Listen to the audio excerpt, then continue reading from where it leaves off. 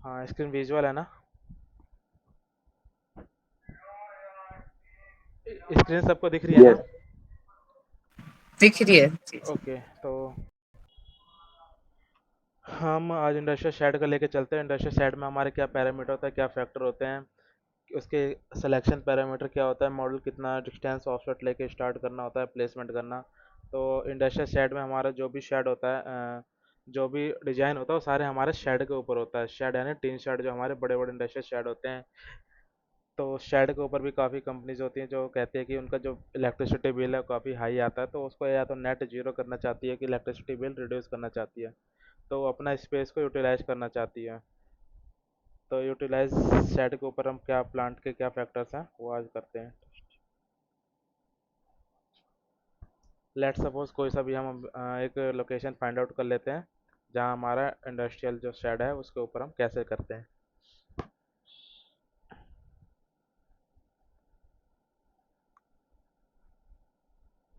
ये सारे हमारे रूफ टॉप ही है बेसिकली। रूफ के ऊपर कैसे लगाना है, प्रोसीजर सबका सेम ही होता है। स्क्रीनशॉट लेके मॉडल प्लेस करना होता है, बट ये होता है कि उसमें कुछ फैक्टर्स डिपेंडेंट होते हैं, कुछ फैक्टर्स अलग होते हैं। जैसे इसमें हमारे जो रूफ की बात करते हैं, तो रूफ में हमारे जो बेसिकली शेडो ऑब्जेक्ट होते हैं, ऑब्स्टकल्स, वो हमारे मुमटी होते हैं। वाटर टैंक होता है नियर बाई, कोई हमारा मान लो कि कोई पेड़ है, कोई ट्री है, उसकी हाइट काफ़ी ज़्यादा है तो उसका भी इम्पैक्ट हमारे रूफ के ऊपर आता है। और कुछ टावर वावर है नियर बाई लोकेशन पे जिसका शेडो हमारा क्रिएट हो रहा हो। कई बार ऐसा होता है कि जैसे कि हमें रेजिडेंशियल प्रोजेक्ट करना होता है, तो हमारा वाला जो रूफ होता है वो हम छोटे वाले रूफ, उस पर जो हाइट होती है कम होती है, और जो उसके साइड वाले जो रूफ होते हैं उनकी हाइट ज़्यादा होती है। तो वो भी हमें पैरामीटर चेक करना होता है। अगर हमारे जो हम जिस रूफ पे सोलर प्लांट प्लान कर रहे हैं, अगर वो रूफ की जो उस बिल्डिंग की हाइट है वो 5 मीटर है जस्ट सपोज, और जो उसके बगल वाली बिल्डिंग है उसकी हाइट 8 मीटर है, तो वो उसके ऊपर कितना शेडो का इम्पैक्ट आएगा, तो फिर हमें दोनों बिल्डिंग बनानी पड़ेगी, ना कि एक बिल्डिंग से हमारा कुछ होगा। अगर एक बिल्डिंग बनाएंगे तो हम उसके ऊपर मॉडल तो प्लेस कर देंगे, लेकिन जो बगल वाली बिल्डिंग है, साइड वाली बिल्डिंग है उसकी, उसका शेडो हम एनालिसिस करेंगे, तो दोनों हमें ड्रॉ करना पड़ेगा, दोनों बिल्डिंग पैरेलली एक साथ। हाँ, तो यही हमारा रूफटॉप है। मैंने जैसे बताया कि इस वाली बिल्डिंग पे लगाना है, ये वाला इसको शेडो आ रहा है। अगर बिल्डिंग हमारी साउथ फेसिंग में है तो हमारी जो शेडो बनेगी वो नॉर्थ में बनेगी। अगर हमारी जो छोटी वाली बिल्डिंग है वो हमारी साउथ फेसिंग में, और जो बड़ी वाली बिल्डिंग है उसके लेफ्ट साइड यानी नॉर्थ फेसिंग में हमारी बिल्डिंग है, तो उसका शेडो का इम्पैक्ट कुछ नहीं आएगा। तो ये हमेशा नोटिस करना है कि शेडो कौन से डायरेक्शन में हमारी बिल्डिंग का है, नॉर्थ में कि साउथ में। अगर साउथ में है हमारी, जिस प्लान पे हम कर रहे हैं, अगर बिल्डिंग जो हमारी साउथ में है उसकी हाइट कम है और जो नॉर्थ वाली बिल्डिंग है उसका हाइट ज़्यादा है, तो उस वाली हाइट से हमारा कोई इम्पैक्ट नहीं आएगा, क्योंकि शेडो जो हमेशा बनती है वो हमेशा अपोजिट बनती है बिल्डिंग के पीछे, नॉर्थ साइड में शेडो क्रिएट होती है। तो ये सारे फैक्टर्स होते हैं किसी भी प्लान को, मतलब किसी भी रेजिडेंशियल प्रोजेक्ट को करने के लिए, डीसी कैपेसिटी निकालने के लिए, कि क्या क्या पॉइंट्स हमें माइंड में रखने होते हैं। तो ये मैं जब सपोज एक शेड होता है हमारा, तो ये शेड है। शेड पे हमारे जो भी ऑब्स्टकल्स होते हैं बेसिकली, एक होता है टर्बो स्काईलाइट और टर्बो वेंट। ये अभी इसमें हमारा स्काईलाइट शो नहीं हो रहा, टर्बो वेंट्स लेकिन शो हो रहे हैं, तो यानी इसके ऊपर जो भी अभी है प्लेसमेंट वो टर्बो वेंट से लगे हुए हैं। तो टर्बो वेंट्स का मैंने बताया था हाइट कितना होता है, 800 mm होता है। जो स्टैंडर्ड हाइट होता है उसका 800 mm का हाइट होता है टर्बो वेंट्स का। वो अलग अलग साइज़ के आते हैं, तो वो 1 मीटर का भी हो सकता है, 1200 mm का भी हो सकता है। तो स्टैंडर्ड लेके चलते हैं, क्योंकि अभी हमारे पास, मैंने बताया था कल कि हमारे पास एक्चुअल साइट डाटा नहीं होता, साइट विजिट नहीं किए होते, तो हमारे को हम स्टैंडर्ड के साथ ही फॉलो करना होता है। तो 800 mm लेके चलते हैं, 800 mm के अकॉर्डिंग हमें शेडो एरिया फाइंड आउट करना है। तो ये शेड है, इसका मैंने क्या किया, सबसे पहले इसका ट्रू साउथ निकाला, ट्रू साउथ आर प्रेस किया, मेरा ट्रू साउथ में आ गया बिल्डिंग का फेसिंग। देन उसके बाद मुझे इसका एक स्क्रीनशॉट सेव करना है, सेव इमेज पे जाके मैं इसका इमेज सेव कर लूँगा। जीरो, मेरा इमेज ये सेव हो चुका है। देन हमारा नेक्स्ट क्या होता है, ऑटो कैड पे अपना नेक्स्ट जो भी प्रोसीजर है वो सब ऑटो कैड पे, हमारे जितने भी लेआउट्स होते हैं, array layout, DC stinging, SLD, AC cable layout, cable tray layout, MCS layout, earthing layout, ये सारा हमारा लेआउट्स हमारे सिर्फ ऑटो कैड पे प्रिपेयर होते हैं। और जो भी हमारा शेडो का पार्ट होता है वो सारा स्केचअप में कवर होता है। और जो हमारा रिपोर्ट का पार्ट होता है, कैलकुलेशंस, आरओआई निकालना, तो ये सारा जो पार्ट होता है ये हमारा पीवी शीट के थ्रू हम निकालते हैं। तो लेट्स स्टार्ट करते हैं हम ऑटोकैड पे जो हमारा नेक्स्ट है। मैंने इसके ये हमारा ग्रिड लाइन है, ग्रिड लाइन को मैंने ऑफ कर दिया। उसके बाद मैंने सेम प्रोसीजर है, फ़ोटो जो हमारी थी इमेज हमने उसको इंसर्ट किया। इंसर्ट जाने के लिए इंसर्ट पे जाके यहाँ पे इंसर्ट टैब पे क्लिक करने के बाद यहाँ पे एक अटैच ऑप्शन दिखेगा। अटैच पे जैसे ही क्लिक करोगे तो ये आपसे पूछेगा कि आपकी फ़ोटो कहाँ पे सेव है। तो मेरी फ़ोटो वीकेंड बेस्ट इस वाले फोल्डर में सेव है, सेकंड के नाम से, सेकंड 02 के नाम से फाइल थी। मैंने यहाँ से अपनी फ़ोटो इंपोर्ट कर ली। अब ये जो इंपोर्ट करी है हमने, ये हमारे एक्चुअल डायमेंशन में है या नहीं है, हमें इसे एक बार क्रॉस चेक करना होगा और इसको स्केल करना होगा। तो अपने को पहले इसका क्या करना था, मैंने कल बताया था। अपने को एक सीधा कोई भी एक लाइन सीधी जो दिखती है हमें, हमें कोई भी लाइन एक सीधी दिखाई देती है, हम उसको एक रेफरेंस लेके चलना है। कि रेफरेंस इन द सेंस कि हमारी लाइन सीधी है तो इसके अकॉर्डिंग ही हमारी सारी वॉल, बाउंड्री वॉल जो भी है वो उसके अकॉर्डिंग ही पैरेलल होगी। तो मैंने इसका एक रेफरेंस पॉइंट ले लिया यहाँ पे। ये मुझे दिख रहा है कि हाँ मेरे अकॉर्डिंग ये लाइन मैंने एक ड्रॉ कर लिया सीधा। अब मुझे यूसीएस लेना है, यूसीएस। यूसीएस का फुल फॉर्म होता है यूनिवर्सल कोऑर्डिनेट सिस्टम। अभी हमारा जो एक्स और वाई है, एक्स हमारा इस डायरेक्शन में है, ये दिख रहा है। एक्स हमारा ये है और वाई हमारा ये है ऊपर की साइड में। 2D में हम काम कर रहे हैं तो एक्स हमारा इस डायरेक्शन में है और वाई हमारा ऊपर वाली डायरेक्शन में। लेकिन जब हम इसको चेंज करेंगे तो हमारा एक्स और वाई भी चेंज हो जाएगा अकॉर्डिंग टू दिस लाइन। हम इसका एक्स और वाई की पोजीशन चेंज कर देंगे, यानी उसका कोऑर्डिनेट सिस्टम है वो हम चेंज कर रहे हैं।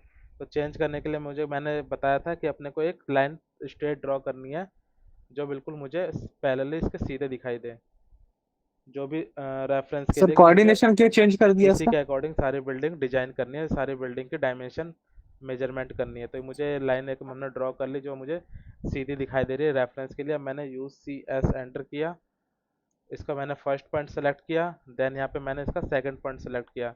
जैसे फर्स्ट और सेकंड सेलेक्ट करेंगे हमारा देखो यूसेज चेंज हो गया। कुछ पहले बिल्कुल स्ट्रेट जा रहे थे लेकिन कुछ अभी एंगल पे आ गया। तो हमने इसलिए किया ताकि हमारी जो शेड है थोड़ा वो एजिमुथ पे है, कुछ एंगल पे वो टिल्ट हो रखा है, इसलिए हमने इसको इसका एक्स और वाई हमने चेंज किया। जो हमारी बिल्डिंग है इसका बिल्कुल सर ये साइड वाली जो बिल्डिंग है एक्सक्यूज मी सर। इसका बिल्कुल अलग एजिमुथ पे है कुछ। ये बिल्कुल कुछ इस टाइप में हमारा एजिमुथ है। हम इसको अगर इसको इसकी अगर हम बाउंड्री वॉल ड्रॉ करेंगे तो हमें इसके इस वाली लाइन को रेफरेंस लेके इसके अकॉर्डिंग हमें यूसेज सेट करना पड़ेगा। तो यूसेज का बेसिकली ये काम होता है, जिस बिल्डिंग के अकॉर्डिंग हमें लाइन ड्रॉ करनी होती है पैरेलली, उसके अकॉर्डिंग हमें यूसेज चेंज करना होता है। तो अभी हम शेड वाला डिजाइन कर रहे हैं, रूफटॉप वाला हमने कल कवर कर लिया था। तो दोनों का पैरामीटर सेम है, बस इसमें कुछ इफेक्ट आ जाता है, वो इफेक्ट मैं बताता हूँ। अब अपने को यूसेज चेंज हो गया। अब हमने अपना रेक्टेंगल यहाँ से लेंगे। रेक्टेंगल कमांड आता है REC, या फिर डायरेक्ट ऊपर भी ऑप्शन आता है यहाँ से रेक्टेंगल का, यहाँ से भी आप क्लिक करके एक रेक्टेंगल कमांड एक्टिवेट कर लेंगे। जैसे यहाँ पे आप क्लिक करेंगे तो आपका कमांड एक्टिवेट हो गया। आपको ये पॉइंट पूछ रहा है किस पॉइंट से आपको स्टार्ट करना है और किस पॉइंट पे आपको एंड करना है। ये हमारा कुछ इस टाइप का रेक्टेंगल है। ये हमारा जो थोड़ा पार्ट अंदर की साइड में दिख रहा है, यहाँ से थोड़ा पार्ट बाहर की साइड में दिख रहा है, ये सैटेलाइट जो टॉप टॉप व्यू से हमारा इमेज कैप्चर करता है, सेव करता है। तो वो अलग अलग एंगल पे, ये बिल्कुल नहीं है कि बिल्कुल 90 डिग्री छत के ऊपर से हमारी रूफ के ऊपर से 90 डिग्री पे हमारा फोटो कैप्चर हो रहा है। कुछ एंगल पे कैप्चर होता है, जैसे जैसे हमारा कैमरा मूव करता है, सैटेलाइट मूव करता है, उसके अकॉर्डिंग ही वो हमारा फोटो सेव करता है। तो ये बिल्कुल 90 डिग्री पे नहीं है, तो इसकी वजह से कुछ एंगल डिफरेंस आ जाता है। जैसे कि ये हमने जो लाइन ड्रॉ करी है एक दूसरे के पैरेलल है, बिल्कुल सीधी है। लेकिन जो हमारी इमेज में दिखाई दे रही है वो थोड़ा अंदर, यहाँ से अंदर की साइड में रूप दिखा रहा है और यहाँ थोड़ा बाहर की साइड में रूप दिख रहा है, लेकिन एक्चुअल में ऐसा नहीं होगा। एक्चुअल में जो होगा वो सब एक दूसरे के इक्वल ही होंगे। तो इसलिए मैंने इक्वल रेफरेंस लेने के लिए मैंने इसको रेक्टेंगल में ले लिया, ताकि हमारी हर एक डायमेंशन इक्वल हो। ये वाला जो लेंथ है इसका इक्वल हो और ये वाला जो लेंथ है इसके इक्वल हो। एक्सक्यूज मी इसलिए सर। मैंने रेक्टेंगल ड्रॉ किया। आमने सामने वाली जो एक्सक्यूज साइड मी है वो सर। एक दूसरे के इक्वल पे होंगी, इक्वल लेंथ में होंगी। अब मैंने यहाँ से इसका क्या किया, एक सेंटर पॉइंट फाइंड आउट किया। सेंटर फाइंड आउट करने के बाद ये हमारा, यहाँ सारे हमारे स्नैप एंगल ऑन होते हैं। यहाँ से स्नैप, यहाँ पे एक ऑप्शन होता है, अगर ये आपका ये मिडल पॉइंट अगर शो नहीं कर रहा है इसमें, अगर आप लाइन पे लेके जा रहे हो, अगर ये आपका मिड पॉइंट शो नहीं कर रहा तो यहाँ से आप जाना, यहाँ से स्नैप पे जाके ऑब्जेक्ट स्नैप सेटिंग पे जाओगे, जैसी clear all and select all.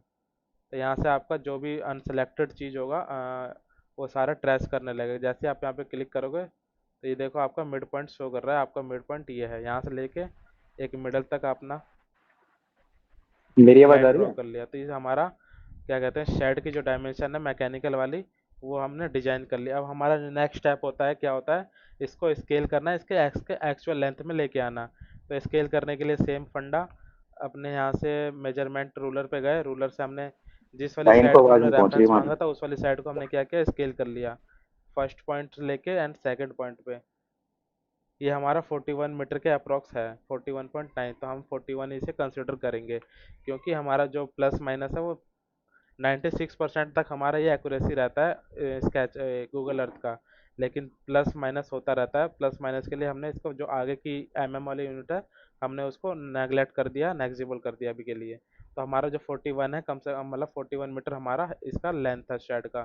तो हम 41 मीटर ही कंसिडर करके हम इसके अकॉर्डिंग 41 मीटर का स्केल करेंगे। तो मैंने यहाँ से इसी के ऊपर मैंने सेम इसी के ऊपर मैंने यहाँ से क्या किया, मैंने ऑर्थो मोड ऑन कर दिया। इसी लाइन के ऊपर मुझे एक 41 मीटर की लाइन ड्रॉ करनी है, 41 102 30। तो ये मेरी 41 मीटर की लाइन ड्रॉ हो गई है यहाँ से यहाँ तक। जो मेरी लाइन है ऊपर से नीचे तक, ये हमारी 41 मीटर की है। और मैंने इस लाइन को बाहर क्यों डाला, ताकि हमें लाइन अगर सिलेक्ट करे तो हमें पता चल जाए ये वाली लाइन हमारी 41 मीटर की है। तो हमने क्या किया, अब इसको पूरे इमेज को सेलेक्ट किया, एस सी कमांड देके, स्केल कमांड देके। स्केल करने के लिए मैंने पहले सबसे पहले इमेज को सेलेक्ट किया पूरा, एस सी एंटर। जैसे ही एस सी एंटर किया तो आपसे पूछेगा base point, first point click किया, आप यहाँ से रेफरेंस दे दो, आर एंटर, फिर फर्स्ट पॉइंट, शेड का सेकंड पॉइंट, एंड देन आपका जो 41 मीटर की जो लाइन है आपका थर्ड पॉइंट। आप उस पर क्लिक करोगे तो ये जो हमारा स्केल्ड है, ये ऑटोमेटिकली हमारा 41 मीटर की शेड की लेंथ हो जाएगी। अब मुझे ये जो टेक्स्ट साइज है बहुत ही छोटा दिखाई दे रहा है, तो अब मैं इसको चेंज कर लूँगा। चेंज करने का ऑप्शन मैंने एक कमांड बताया था कल, dimension style, DIMSTY। Dimension style यानी डायमेंशन का हमें स्टाइल चेंज करना है, जो टेक्स्ट साइज है उसे चेंज करना है। तो अब यहाँ पे मॉडिफाई पे जाके, यहाँ से टेक्स्ट पे जाके, यहाँ से मैंने इसका अप्रोक्स कर दिया 1500 1.5 मीटर, और मैंने एरो का साइज कर दिया लगभग 800, अराउंड 800 mm।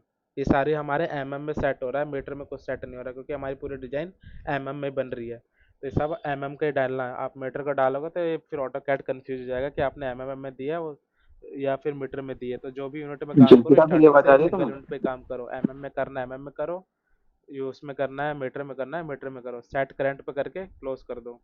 तो जो हमारा डायमेंशन पहले छोटा दिख रहा था, वो हमें अब क्लियरली विजुअलाइज डायमेंशन दिख रहा है कि हमारा जो शेड है 41 मीटर का हो चुका है।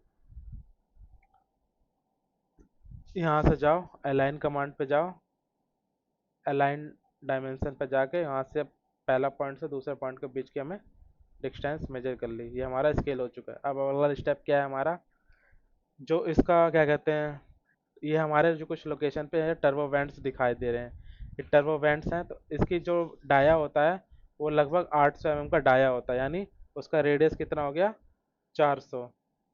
800 mm का डाया, तो इसका कितना हो गया रेडियस, 400, हाफ होता है डाया का रेडियस। मेजरमेंट करना है, यहाँ पे जाओ, सेम यहाँ से रेडियस डाया जो भी मेजर करना है आप उसके अकॉर्डिंग इसका डाया रेडियस चेंज कर देख सकते हैं। ये हमारा डाया इसका 800 है। तो जो स्टैंडर्ड होता है टर्बो वेंट्स का, स्टैंडर्ड क्या है, 800 mm का डाया ही आता है। जो जितने भी हमारे टाइप के क्या कहते हैं इसका टर्बो वेंट्स होते हैं, उनका जो डाया होता है 800 आता है। लेकिन हाइट उसकी उनकी जो होती है चेंज होती रहती है, किसी की 1 मीटर होती है, किसी की 1200 होती है। मैक्सिमम हमारा 1200 जाता है। जब आप साइट करने जाओगे, साइट विजिट करने जाओगे, जब आप शेड के ऊपर चढ़ोगे तो ऑटोमेटिकली आप जब 3-4 विजिट कर लोगे शेड वाली, तो आपको आइडिया हो जाएगा कि हमारा जो भी शेड का टर्बो वेंट्स का हाइट है वो कितना है स्टैंडर्ड। तो 800 से लेके 1200 mm तक का हमारा इसका हाइट होता है। तो आपने को क्या करना है, इस सारे लोकेशन को पहले मार्क कर लेना जहाँ जहाँ हमारे टर्बो वेंट्स दिख रहे हैं।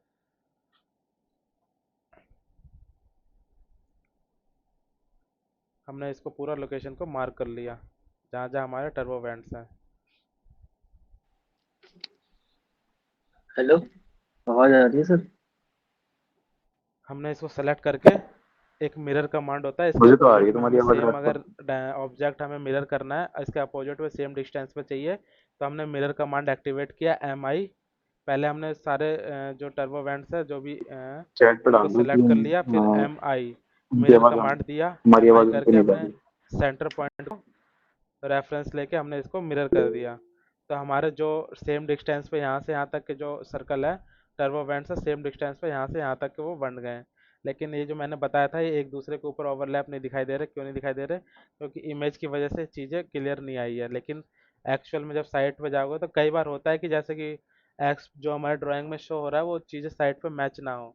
लेकिन हमारा number of turbo vents clear हो गए, 1 2 3 4 5 6 7 8। 8 हमारे ईस्ट डायरेक्शन में है और 8 हमारे वेस्ट डायरेक्शन में है। ईस्ट यानी ईस्ट इस साइड, वेस्ट इस साइड। जो हमारी इस शेड का फेसिंग कौन से में है? ईस्ट वेस्ट में है। जो स्लोप है शेड का, एक तो ईस्ट डायरेक्शन में स्लोप है और एक अपना वेस्ट डायरेक्शन में स्लोप है। तो अब अपने को क्या करना है, ये हमने कर लिया सब कुछ मार्कअप। अब अपने को जो 1.5 मीटर जो हम शेड में हम ऑफसेट लेते हैं, ये ऑफसेट मैंडेटरी है। इसको हम नेग्जिबल नहीं कर सकते, कम नहीं कर सकते, मतलब इसको हम ड्रॉप छोड़ नहीं सकते। ये जो हम ऑफसेट लेते हैं वो 1.5 मीटर का लेके चलते हैं, 1500 mm का। क्यों लेके चलते हैं? उसके पीछे ये रीज़न है कि अगर आपको यहाँ पे स्काई जो हम शेड के ऊपर सेफ्टी पर्पज़ के लिए, सेफ्टी के पॉइंट ऑफ व्यू से हम जो चीज़ें देते हैं, एक तो होता है हमारा सेफ्टी रेल, एक होता है हमारा लाइफ लाइन, एक होता है हमारा वॉकवे। शेड के ऊपर जब भी हम डिजाइन करेंगे सोलर प्लांट, तो ये तीन चीजें हमें मैंडेटरी होती है लगानी। मॉड्यूल तो लगाएंगे लगाएंगे, लेकिन मॉड्यूल लगा देंगे तो हम उससे कोई बंदा अगर ऊपर चढ़ता है क्लीनिंग के लिए, कोई भी पर्सन अगर हमारी टीम भी चढ़ती है, तो उनका सेफ्टी के पर्पज से भी होना चाहिए। क्योंकि शेड का जो होता है वो हाइटेड पे होता है, 12 मीटर, 10 मीटर, 15 मीटर कुछ हाइट पे होता है। अगर बंदे का पैर स्लिप करता है ऊपर से तो वो सीधा नीचे जाके गिरेगा, तो उसके लिए रिस्क फैक्टर बढ़ जाता है। तो इसलिए सेफ्टी के पर्पज से भी अपने को डिजाइन करना होता है शेड पे, क्योंकि ये रिस्क फैक्टर इस पे ज़्यादा होते हैं। रूफ टॉप है, रूफ टॉप के ऊपर हमारी बाउंड्री वॉल होती हैं, पैरापिट वॉल जिसे कहते हैं, वो हमारी सेफ्टी के पर्पज से काफ़ी होती हैं। उसमें हम जब क्योंकि अगर वहाँ पे वो बिल्कुल फ्लैटेड होती है, लेकिन ये जो हमारा शेड होता है 3 डिग्री 5 डिग्री कुछ एंगल पे हमारा दोनों साइड से शेड का स्लोप होता है। जो शेड हमारा फ्रंट व्यू दिखेगा, शेड कुछ इस टाइप का दिखेगा फ्रंट व्यू। ये हमारा फ्रंट व्यू है शेड का। तो ये हमारा हेलो। ये वाला डायरेक्शन हमारा ईस्ट का हो गया, और ये वाला डायरेक्शन हमारा वेस्ट का हो गया। और कोई ये बंदा सर, ये तो क्लीनिंग के लिए कर्व्ड में हमने है जैसे ना यहाँ जो पे आपने मॉड्यूल दिया है? लगा दिया इस छत के ऊपर इस साइड में, हमने यहाँ पे लेट सपोज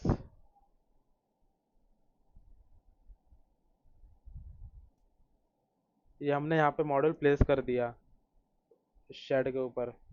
अब कोई बंदा ओ एंड एम के पर्पज से इस छत के ऊपर चढ़ रहा है, अगर वो यहाँ पे क्योंकि स्लोप में है, अगर यहाँ पे हम इसको कुछ सेफ्टी जैकेट या सेफ्टी लाइन नहीं देंगे या वॉकवे नहीं देंगे, तो उसके यहाँ पे गिरने के चांसेस काफ़ी ज़्यादा रहते हैं।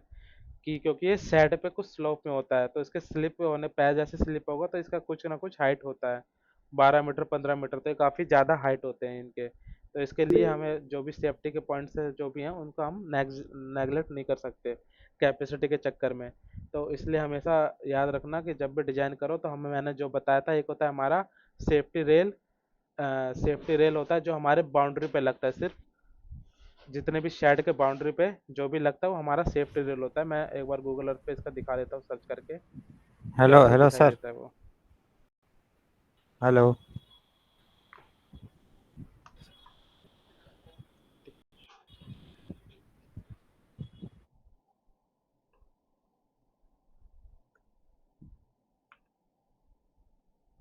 कुछ इस टाइप का हमारा ये सेफ्टी रेल होता है। वीडियो प्ले कर लेता हूँ।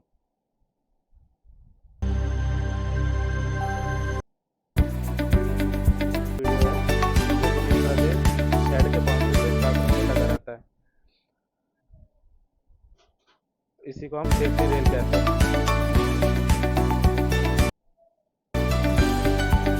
और वॉकवे क्या होता है?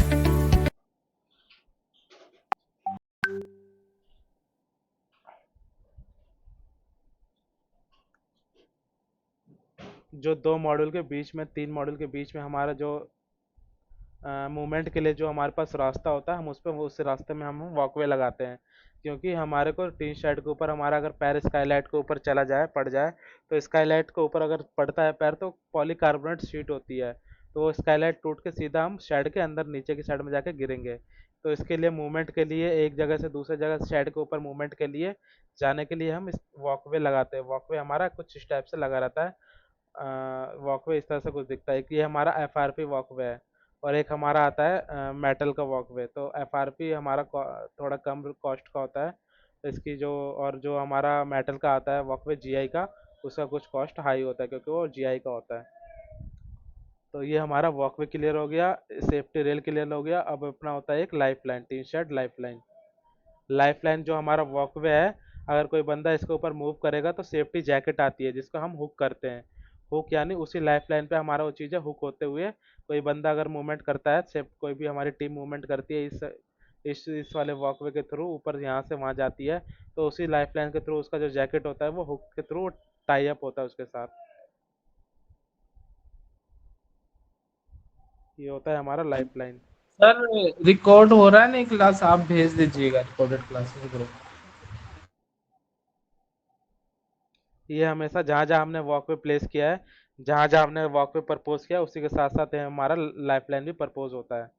जैसे कोई बंदा अगर शेड के ऊपर चढ़ा हुआ है, तो वो सेफ्टी रेल जो हो उसकी जैकेट होती है, उसका हुक के थ्रू ये उस लाइफ लाइन से वो टाई अप होता है उसका, ताकि अगर पैर वैर स्लिप हो तो बंदा नीचे फॉल ना करे डायरेक्टली, वो उससे जैकेट से वो टाइट रहे उससे।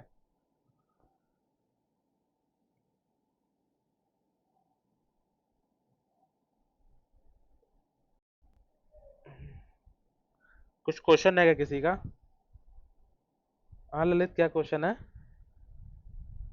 आवाज आ रही है मेरी? वॉइस में थोड़ी ब्रेक आ रही है।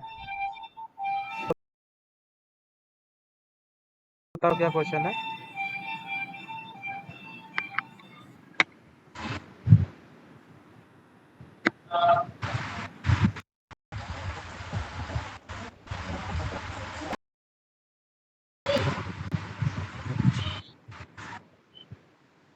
राजपाल, कुछ क्वेश्चन था क्या?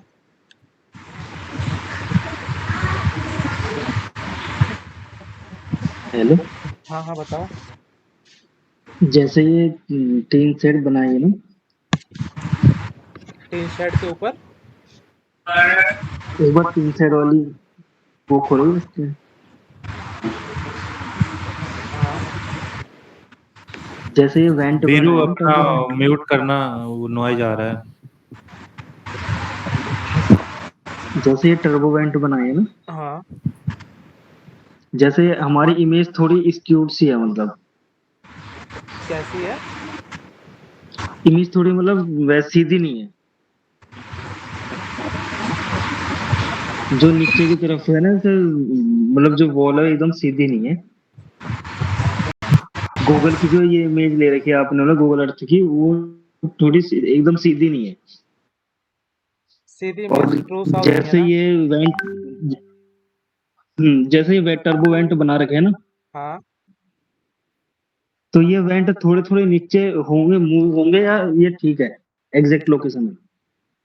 जो आपने अभी गूगल अर्थ से फोटो इमेज करी है ना, तो ये एक दूसरे के ऊपर जो हमने मार्क करी है लोकेशन, और जो इसमें गूगल अर्थ हम्म, पे दिखा रहा है ये टर्बो बैंड्स की लोकेशन, ये शायद हो सकता है कि इमेज की वजह से भी कुछ प्रॉब्लम हो, क्योंकि ये टॉप व्यू पे नहीं आ रही इमेज। तो अगर आपको कुछ ऐसा लगता है कि हम्म।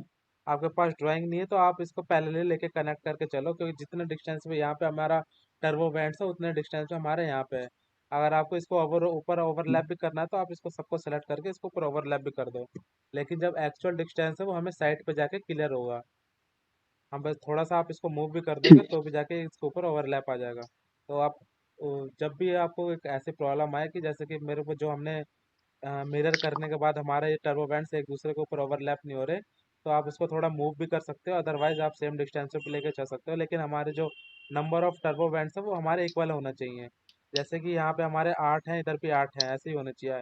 अगर यहाँ पे 8 है और यहाँ पे अगर 6 हैं, जैसे कि मैंने 2 मिस कर दिया, तो हमारे इसकी जो शेडो का इम्पैक्ट है वो हमने इसको कंसिडर कर लिया as a shadow free area. अगर हमने यहाँ पे 2 टर्बो नहीं लगाए, तो इससे अगर लोकेशन पे हम मॉड्यूल लगा देंगे, और जब हम एक्चुअल साइट पर जाएंगे सर्वे करने के लिए, तो हमने क्लाइंट को जो प्रपोजल भेजा था 100 किलोवाट का, लेकिन यहाँ पे जब हम साइट पर जाएंगे 2 टर्बो वैंट्स हमें दिख रहे होंगे, तो उस कंडीशन में हमारी क्या होगा, कैपेसिटी रिड्यूस हो जाएगी। तो इसलिए हमें कंसिडर करना है कि हमारे जो नंबर ऑफ क्या कहते हैं नंबर ऑफ टर्बो वैंट्स है वो इक्वल हो। बाकी जब आप साइट सर्वे से इनपुट आएगा तो उसके अकॉर्डिंग आप जो एग्जैक्ट डायमेंशन कितनी है, exact dimension in the sense कि आपका यहाँ से इस टर्बो वेंट्स का कितना डिस्टेंस पे है, यहाँ से इतना किसका कितना डिस्टेंस पे है। इस तरह से आप साइट सर्वे करने जाओगे तो आपको साइट सर्वे में ये सारे मेजरमेंट लेने होंगे कि यहाँ से आपका पहला स्काईलाइट पहला टर्बो वेंट्स कितने डिस्टेंस पे है, फिर आपका जो एंड है शेड का एंडिंग पॉइंट है वहाँ से आपका डिस्टेंस कितने पे है, उसके बाद एक टर्बो वेंट से दूसरे टर्बो वेंट्स के बीच में कितनी हमारी डिस्टेंस है। ये सारी चीज़ें आपको एट साइट सर्वे के अकॉर्डिंग ये सब चीज़ें आपको मेंशन करनी पड़ेगी। आपको हैंड स्केच बनाना पड़ेगा ताकि जब आप लेआउट बनाओ तो आपकी जो भी डायमेंशन के अकॉर्डिंग आपकी प्रॉपर एक तरीके से 100% एक्यूरेसी वाली आपकी ड्राइंग बने। लेकिन अभी आपने गूगल अर्थ से ये सारी चीज़ें कॉपी करी है तो मैंने 100% नहीं बोला कि ये एक्यूरेसी होगी। यहाँ पे मान लो मेरे को दिखा रहा है कि 5 मीटर होगा यहाँ पे डिस्टेंस एक से दूसरे मीटर पे, यहाँ से यहाँ तक मुझे दिखा रहा है कि ये हमारा 5100 है, एक 5.1 मीटर है। लेकिन जब साइट पे जाओगे तो ये 5.2 भी हो सकता है, 5.3 भी हो सकता है। लेकिन इसने जो गूगल अर्थ दिखाया है इसने दिखाया कि हमारे 5.1 पे है ये। इसने हमारा मतलब 5 मीटर कंफर्म कर दिया कि 5 मीटर तो है ही कम से कम डिस्टेंस इसके एक टर्बो से दूसरे टर्बो पे। लेकिन हमने पॉइंट के बाद वाली वैल्यू कंसिडर नहीं करी कि 5.1 ही है एग्जैक्ट या 5.2 भी हो सकता है, 5.3 भी हो सकता है, यानी 100-200 का डिफरेंस लेके चलता है। लेकिन अपने को जब साइट सर्वे करने जाएंगे तो उस कंडीशन में अपने को एक प्रॉपर हैंड स्केच बनाना होता है ताकि हमारा सारी जो भी है रूफ की लेंथ कितनी है, विड्थ कितनी है, रूफ का सेंटर पॉइंट कितनी दूर है एंड से, ये वाला डिस्टेंस कितना है, और पहला टर्बो वेंट से क्या डिस्टेंस है, टर्बो टू टर्बो कितना डिस्टेंस है, लास्ट वाला टर्बो का कितना डिस्टेंस है, सारी चीज़ें अपने को मेजरमेंट करनी है ऑन द साइट पे। और उसका एक रफ स्केच हैंड स्केच बना के फिर जाके MOM एक साइन होता है मिनट्स ऑफ मीटिंग का क्लाइंट के साथ। जब भी आप साइट सर्वे करने जाओगे तो ये सारी चीज़ें आपको माइंड में रखने की क्लाइंट से आप क्लियर कर लेना कि सर आप इन्वर्टर कहाँ प्रपोज करना चाहते हो। इन्वर्टर के बाद जो हमारा सेकंड है आपका LT पैनल रूम कितने दूर है, ताकि हमारा जो AC केबल है वो लेंथ पता चल जाए कि हमारा AC केबल कितना लगेगा। उसके बाद हमारा LT पैनल रूम इन्वर्टर कहाँ प्लेस लगवाना चाहते हो, ये सारी चीज़ें उसमें क्लाइंट के जब आप पूछोगे तो वो क्लाइंट आपको क्लियर करेगा जब साइट सर्वे करने जाओगे।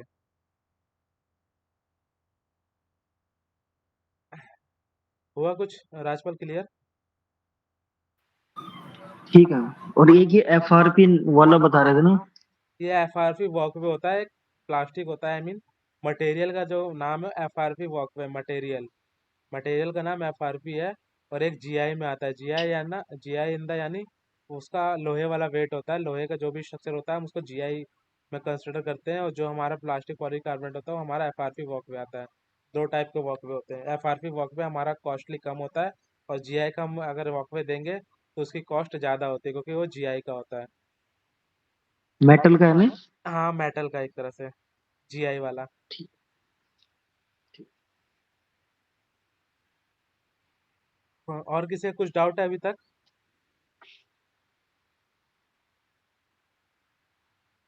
ठीक है, कंटिन्यू करो।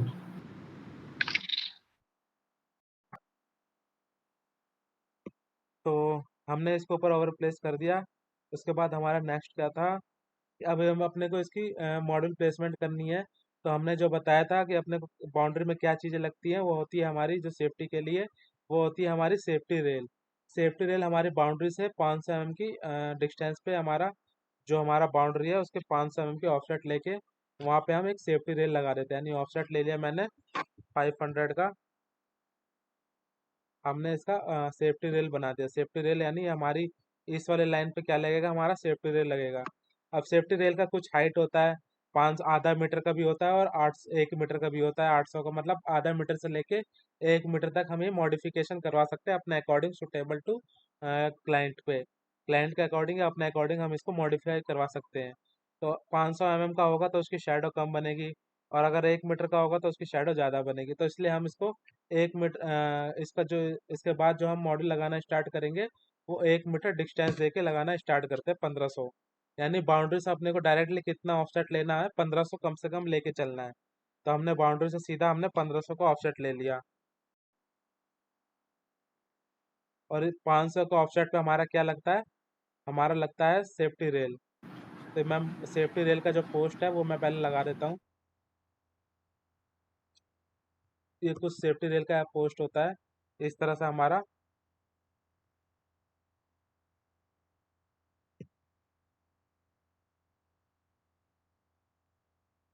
कुछ इस तरह से हमारा सेफ्टी रेल का पोस्ट लगा रहता है।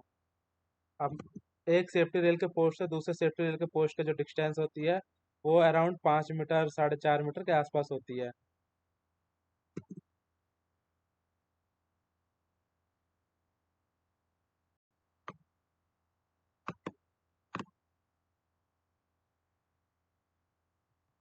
इसको मैंने पहले सेलेक्ट करके ग्रुप बना दिया।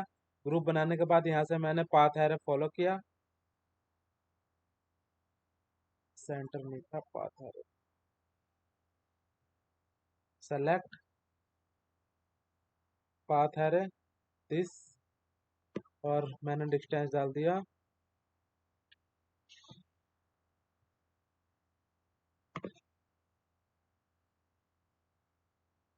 4500 के डिस्टेंस से हमारा ये सारा मॉड्यूल का पोस्ट लग चुका है। जो सेफ्टी रेल का पोस्ट होता है ये हमारा सेफ्टी रेल का पोस्ट 500 के के डिस्टेंस से हमारा चारों तरफ बाउंड्री के लग चुका है। तो इस तरह से हमने लास्ट वाले को हमने डिलीट कर दिया क्योंकि लास्ट वाला आके इसी में कनेक्ट हो गया। तो इस तरह से हमने पोस्ट लगा दिया। पोस्ट के बाद हमने इस वाले पोस्ट की जो है और इस वाले लाइन जो हम यहाँ से मॉड्यूल लगाना स्टार्ट करेंगे इनके बीच में 1 मीटर का डिफरेंस होना चाहिए। और जो डायरेक्टली बात करें तो हमारा जो बाउंड्री वॉल है, बाउंड्री वॉल से हमारा डायरेक्टली 1.5 मीटर का हमें ऑफसेट लेके मॉड्यूल लगाना स्टार्ट करना है। तो ये हमने सेफ्टी रेल का पोस्ट लगा दिया। फिर हमारा सेम मॉड्यूल लगाना स्टार्ट करेंगे। मॉड्यूल का हमारा डायमेंशन था 2278 1134 2278 एंड 1134। उसके बाद हमने क्या ले लिया, इसका 35 mm का ऑफसेट ले लिया जो इसकी थिकनेस होती है। अंदर के साइड में लेके इसको सेलेक्ट करके इसका हमने कलर चेंज कर दिया ब्लू। अब हमने इसको क्या कर दिया, ब्लॉक में कन्वर्ट कर दिया। ब्लॉक में कन्वर्ट करके हमने इसको ब्लॉक का नाम दे दिया, यानी कैटेगरी का नाम दे दिया है मॉड्यूल 585। एंटर। तो ये हमारा ब्लॉक क्रिएट हो गया। अब अपने को क्या करना है, मॉड्यूल प्लेस करना स्टार्ट करना है। हमारा जो मॉड्यूल प्लेसमेंट है इस वाले पॉइंट से लगना स्टार्ट हो जाएगा। इसके बाद हम इसको कंटिन्यूसली लगाते जाएंगे 20-20 mm के गैप देके। एक मॉड्यूल से दूसरे मॉड्यूल के बीच में हमारा 20 mm का gap, and then start continuously लगाना, इसको प्लेस करना स्टार्ट कर देंगे। यार 20। रिकॉर्डिंग स्टार्ट है ना? हाँ रिकॉर्डिंग है। इसके बाद हम इसको दोबारा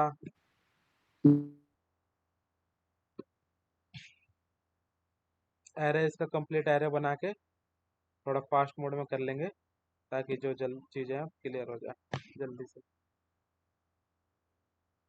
यहाँ तक हमारा मॉड्यूल लग गया। अब हम इसको क्या करेंगे, कॉपी करके इसके पीछे एक और टेबल ले लगा देंगे।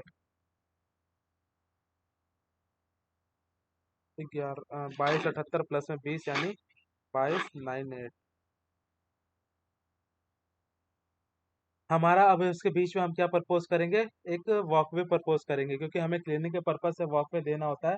तो वॉकवे का जो क्लीनिंग का जो एरिया होता है, डाया होता है, वो मतलब एरिया जो होता है जहाँ तक हम इजीली क्लीनिंग कर सकते हैं वो होता है हमारा 4 मीटर।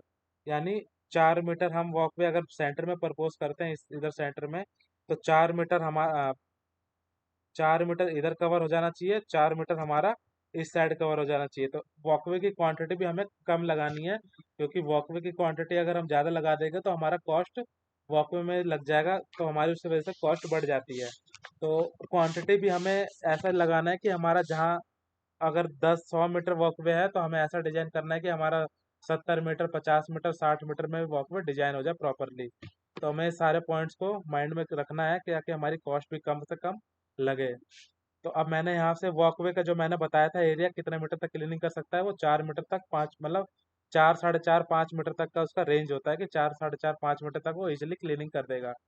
तो ये हमारा जो मॉड्यूल की डायमेंशन है, जो मॉड्यूल की डायमेंशन है वो 2278 है। 2278 यानी 2.5 मीटर ये 2.5 मीटर ये अप्रॉक्स। तो 5 मीटर का एरिया हमारा है। 5 मीटर का एरिया हमारा मॉडल हमारा वॉकवे इजिली कवर कर लेता है। तो अगर हम एक और अगर यहाँ पे क्या कहते हैं मॉड्यूल लगाऊं तो हमारा एरिया बढ़ गया, यानी 2 2 4 2 6 मीटर का एरिया हो गया।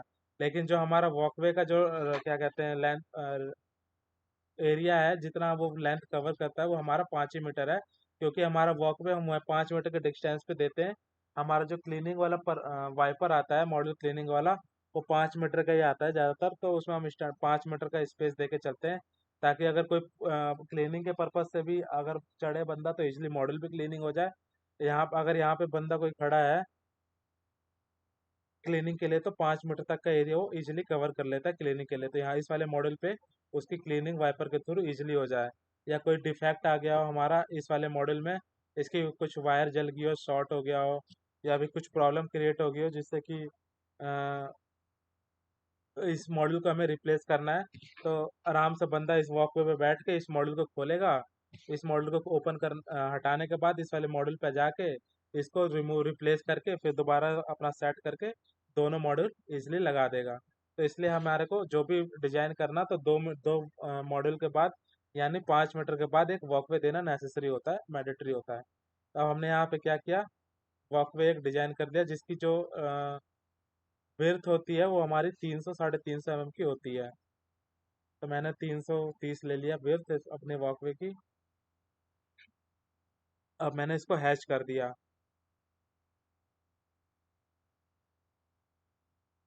अब इसका काम हमारा खत्म हो गया, जो हमने 1500 का ऑफसेट लेता है, क्योंकि अपने को पता चल गया कि मॉडल कहाँ से प्लेस करना है। अपने इसको डिलीट कर दिया। 300 अब 300 mm। 350 300 अलग अलग साइज के आते हैं।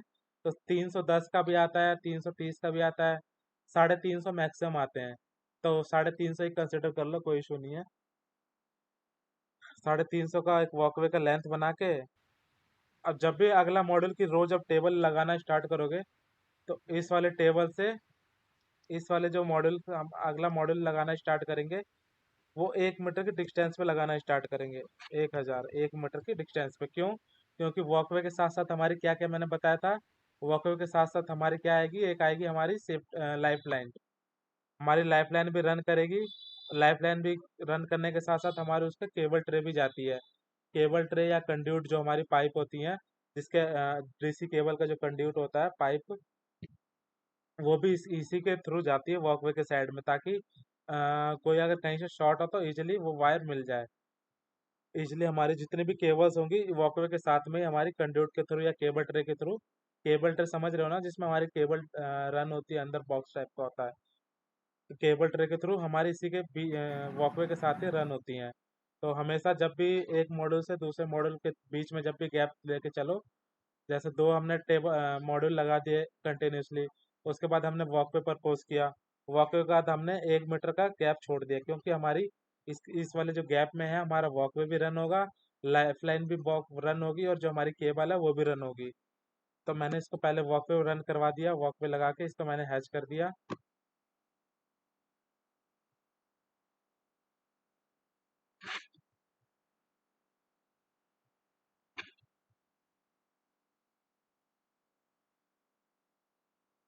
ये हमारा वॉकवे लग गया। वॉकवे के बाद अगला क्या है हमारा, यहाँ पे हमारी एक लाइफ लाइन भी लग गई। लाइफ लाइन के बाद हमारा जो केबल ट्रे है, वो केबल ट्रे भी इसी के बीच में लगेगा। तो एक मॉड्यूल से दूसरे मॉड्यूल के बीच में मैंने गैप बताया था कितना, 1 मीटर का लेके चलना।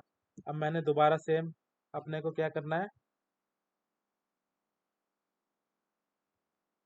मॉड्यूल प्लेस करना कंटिन्यूसली स्टार्ट कर देना है।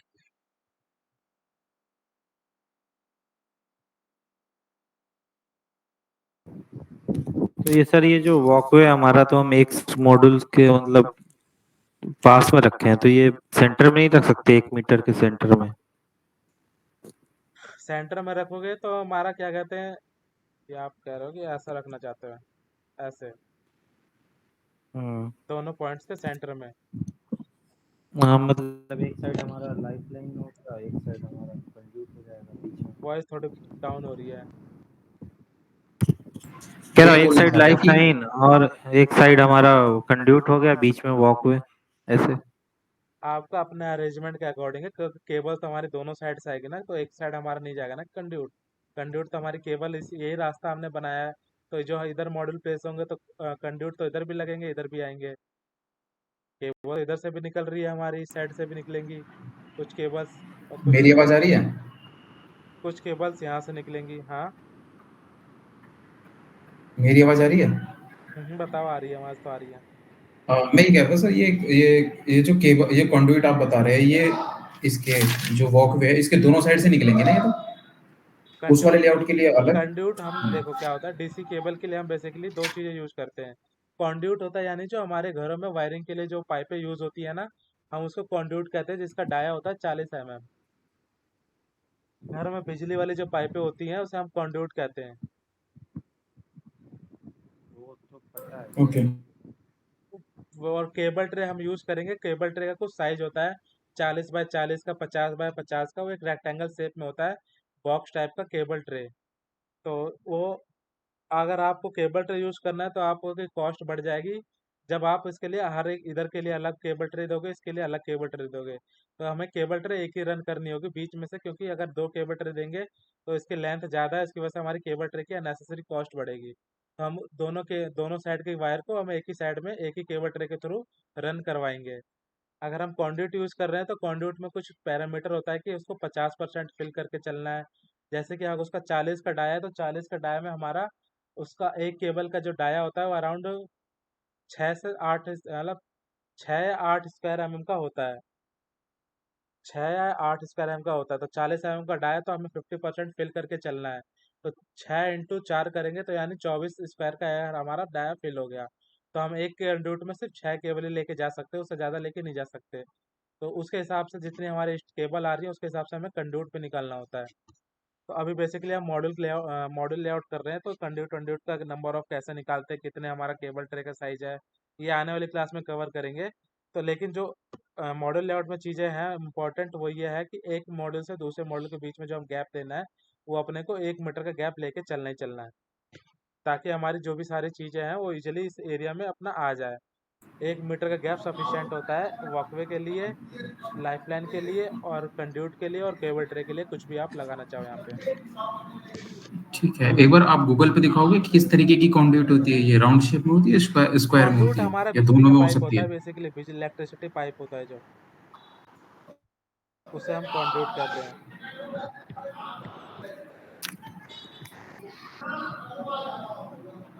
डीसी केबल कंड्यूट आ गया।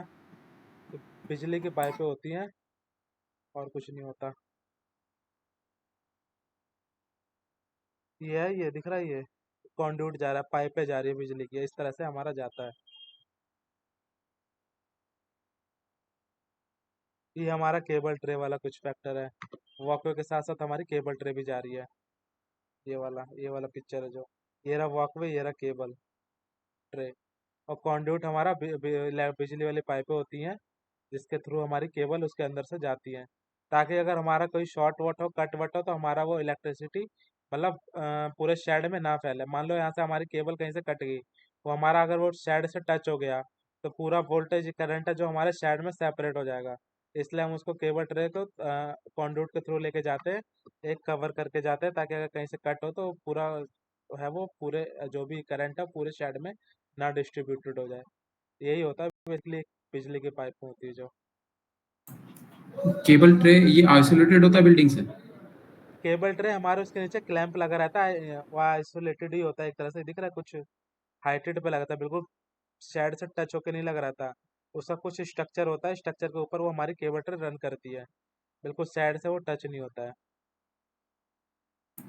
वो स्ट्रक्चर प्लास्टिक का होता होगा? नहीं नहीं, स्ट्रक्चर जो होता है एल्युमिनियम का होता है, जीआई का। प्लास्टिक का स्ट्रक्चर नहीं टिकता शेड के ऊपर।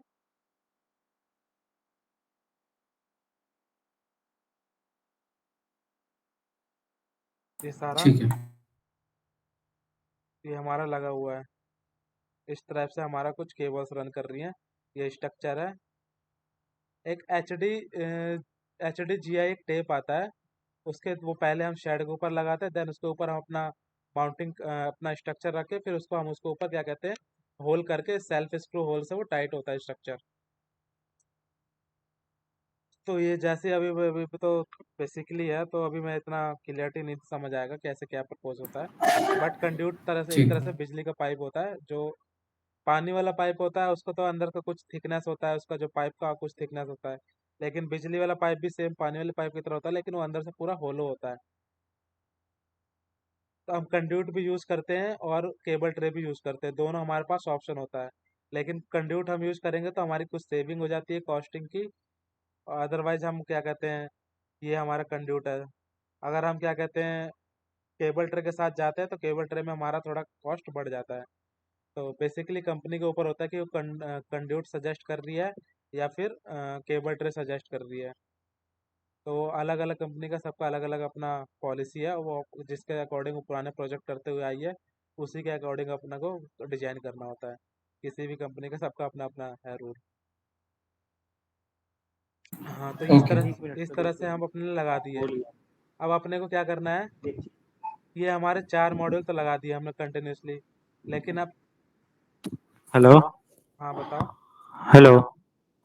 एक नोट चीज करना, एक नोट करना भूल गया मैं। एक एक बार आप ड्राइंग दिखाओगे सर? क्या? ड्राइंग ड्राइंग दिखाओ आप, एक बार ड्राइंग खोलो जो बना रहे हो आप अभी, ऑटो कैड। ये जो आउटर लाइन है हमारी, उससे 1500 mm लिए है या सेफ्टी रेल से 1500 में? क्या क्या क्या? ये जो रूफ का एज लाइन है, आउटर लाइन एज लाइन, हाँ, उससे हम बाउंड्री वाला। 1500 का गैप दिए हैं बाउंड्री लाइन से, या फिर ये सेफ्टी रेल से 1500 mm? नहीं नहीं, जो हम अपने मॉडल प्लेस करना है वो जो आउटर लाइन है बाउंड्री की, बाउंड्री वाली जो लाइन होती है वहां से अपने को 1500 mm को ऑफसेट लेके फिर मॉडल प्लेस करना स्टार्ट करना है। ये तो हमारा 500 के डिस्टेंस पे, हमारा 500 को ऑफसेट पे हमारा ये सेफ्टी रेल लगना स्टार्ट होता है। हम्म। जो हमारा ऑफसेट है वो 1500 को ऑफसेट है इस वाले लाइन से। होगा क्लियर? हाँ हो गया। अब हमने जैसे हमने एक साइड में मॉड्यूल का लगा दिया, क्लियर कर दिया। अपने को एक वॉकवे प्रपोज करना होगा ताकि हमारा जो मॉड्यूल है इजिली क्लीनिंग हो जाए। तो अपने को इस वाले मॉड्यूल के पास अपने को वॉकवे लगाना है, क्योंकि अपने को मैंने जो बताया था वॉकवे का डाया कितना हो सकता है, सिर्फ 5 मीटर का, मतलब 4-5 मीटर कवर कर सकता है वॉकवे। तो अपना एक वॉकवे इधर दे दिया तो 5 मीटर ये इधर कवर कर लेगा, 5 मीटर ये इधर कवर कर लेगा। लेकिन ये वाला जो वॉकवे, ये वाला जो हमारा मॉडल है ये हमारा क्लीनिंग नहीं हो पाएगा इजिली, सब पॉसिबल नहीं हो पाएगा। तो अपने को एक वॉकवे और रिक्वायरमेंट है। तो अपने को एक वॉकवे सेंटर पे देना होगा एक इधर, ताकि ये भी क्लीनिंग हो जाए और ये भी क्लीनिंग हो जाए। क्योंकि जो उसका रेंज होता है वॉकवे का वो 5 ही मीटर तक का होता है, 5 मीटर ज़्यादा वो क्लीनिंग नहीं कर पाता है जहाँ पे हम वॉकवे देते हैं। तो हमने को एक वॉकवे और देना है, बस अब इसको क्या करना है कंटिन्यूसली सेम पाथ पे आगे प्रोसीड कर देना है। अरे ओके, इस टाइप से कुछ अपने बना दिया। ठीक है, और जहाँ जहाँ हमारे ये मॉड्यूल लगे हैं वहाँ वहाँ पे कुछ मॉड्यूल जहाँ जहाँ हमारे इसके टर्बो बैंड्स के ऊपर लगे हैं उतने एरिया को अपने को डिलीट कर देना है, उतने मॉड्यूल को अपने को हटा देना है जहाँ जहाँ इसके ऊपर ओवरलैप हो रहा है।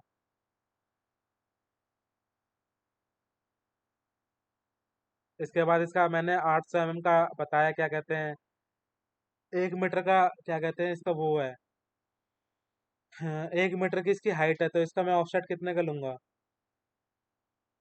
1.5, 1.5 मीटर।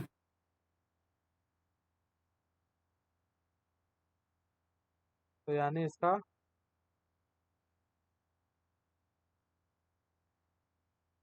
जितने इसके रेंज में आ रहेंगे वो सारे मॉडल मैं डिलीट कर दूंगा।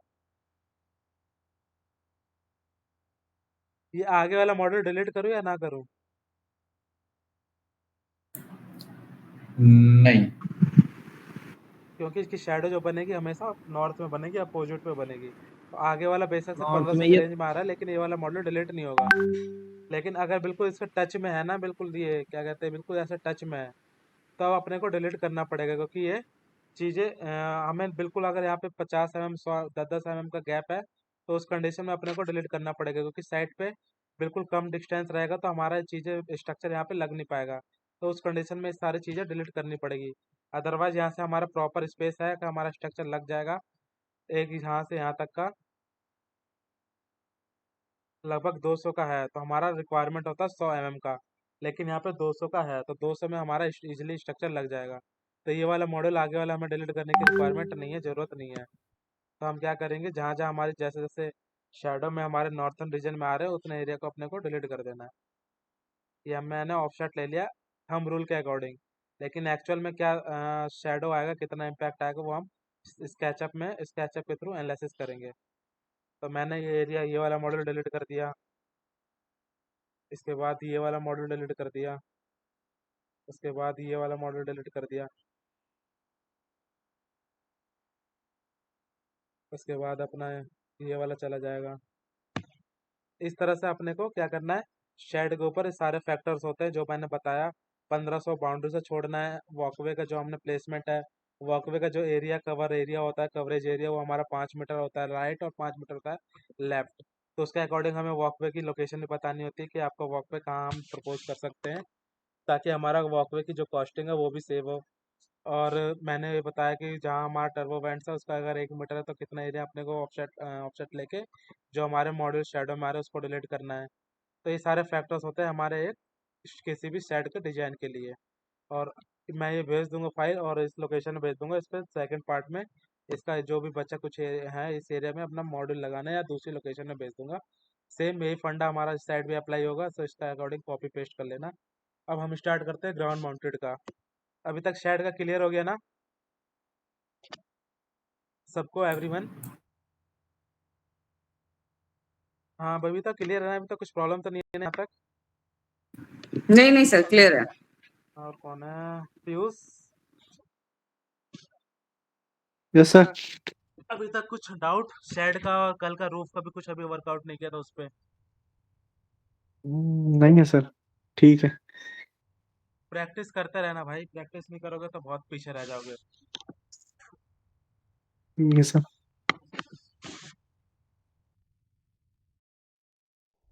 तो अभी हम ग्राउंड माउंटेड पे चलते हैं।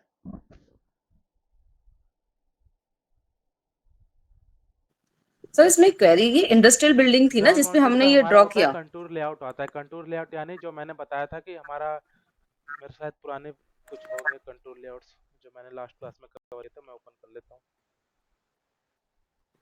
वॉइस नहीं आ रही क्लियर।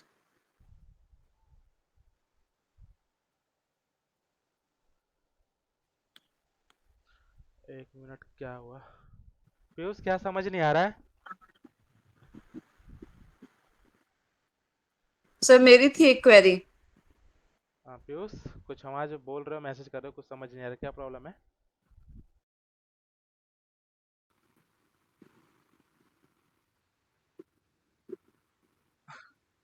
इसमें कंटिन्यू करिए सर, वो मैं पर्सनली पूछ लूंगा आपसे। ठीक है, कुछ है तो पूछ लेना, क्योंकि क्लासेस से फ्रेश हाँ ही स्टार्ट हुआ है बैच नया। पहले क्लास से स्टार्ट हुआ है तो पहले क्लास से ज्वाइन हो। रेगुलर बैच में हो, वैसे रेगुलर बैच का भी क्लास कल से स्टार्ट हो रहा है। तो जो अगर हाँ ये सर, वहां क्लासेस से थोड़ा कवर हो हो जाएंगे तो जाएगा क्लियर। रेगुलर में फिर उसके आगे से फर्दर प्रोसीड करेंगे ना, बार बार एक ही हाँ क्लासेस रेगुलर में। से हो जाएगा क्लियर वो। हाँ, ठीक है। Sir next. मेरी थी क्वेरी जो हमने अभी करा वो इंडस्ट्रियल बिल्डिंग थी ना। हाँ वो कमर्शियल प्रोजेक्ट था, इंडस्ट्रियल शेड्स होते हैं उनके ऊपर हमने ये वाला फैक्टर होते हैं। और रूफटॉप का हमने कल कवर कर लिया था। और आज अभी ओके। अब इसके बाद हमारा तो ग्राउंड जो माउंटेड रूफटॉप होता था है। उसमें तो हमने वॉकवे वगैरह मतलब नॉर्मली हमने एरे टू एरे डिस्टेंस दे दिया था ना 20 मीटर वाला। हाँ बस वही था उसमें। 20 उसमें हमने मीटर वाला। सेफ हमने इसमें तो जैसे पूरा वॉकवे वगैरह दिखाया है ना, हम्म। या सेफ्टी जो ब्लॉक्स वगैरह ये सब दिखाया है हमने। हाँ जो हमने रेजिडेंशियल वाले पे लगाए थे ना पैनल्स, हाँ। उस टाइम हमने क्या कहते हैं ऐसा वॉकवे वगैरह नहीं लिया था ना, एरे शेड टू पे एरे। वॉकवे की रिक्वायरमेंट ओनली फॉर शेड पे होती है, क्योंकि शेड वो जो होता है हमारा शीट होता है काफी थिन होता है। तो हमें इजिली मूवमेंट के लिए हम्म। वॉकवे हम यूज करते हैं। वॉकवे का काम क्या है, सिर्फ मूवमेंट के लिए, बंदा वॉक कर सके उस पे इजिली। और हम जो रेजिडेंशियल प्रोजेक्ट है वो आरसीसी है, छत है, यानी वो छत के ठीक है। ऊपर तो वैसी वॉकवे वैसी वो चीजें इतनी है। छत है ना, वो एक पूरा घर है वो। उसकी शीट ओके वीट ओके। थोड़ी ना, कि शीट वीट का जब भी आप टीन शेड पे प्रोजेक्ट पे करो, टीन शेड के हम्म। ऊपर डिजाइन करो, तब आपका वॉकवे की रिक्वायरमेंट होती है, सेफ्टी रेल लाइफ लाइन की रिक्वायरमेंट होती है। ओके ओके, जब 15 आरसीसी पे शेड होगा। आरसीसी पे, हाँ आरसीसी पे डिजाइन करोगे तो आरसीसी पे वैसे ही हमारी पैरापिट वॉल है, पूरा एक कवरेज है। तो हमें हम्म। उसमें लाइफ लाइन देने की क्या रिक्वायरमेंट है? ओके ओके, ठीक है। ठीक। हाँ ग्राउंड माउंटेड है, तो ग्राउंड माउंटेड का कुछ कंटूर है, मैं उसे ओपन कर लेता हूँ एक बार।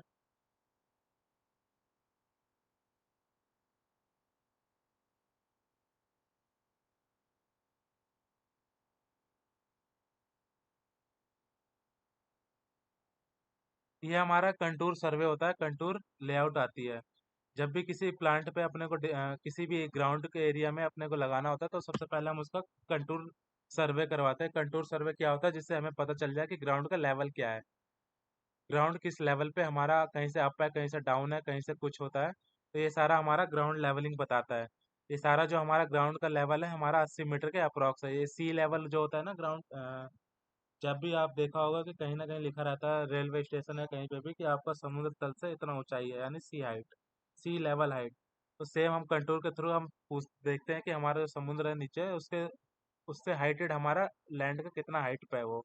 तो वही सी लेवल हाइट होता है। ये कंटूर लेआउट में हमें पता चलता है कि हमारा जो ज़्यादा इंडोलेशन नहीं है ग्राउंड का, यहाँ पे सब 80-80 मीटर के ही है, 500 mm कहीं 591 mm, यानी ग्राउंड का लेवल हमारा इक्वल है।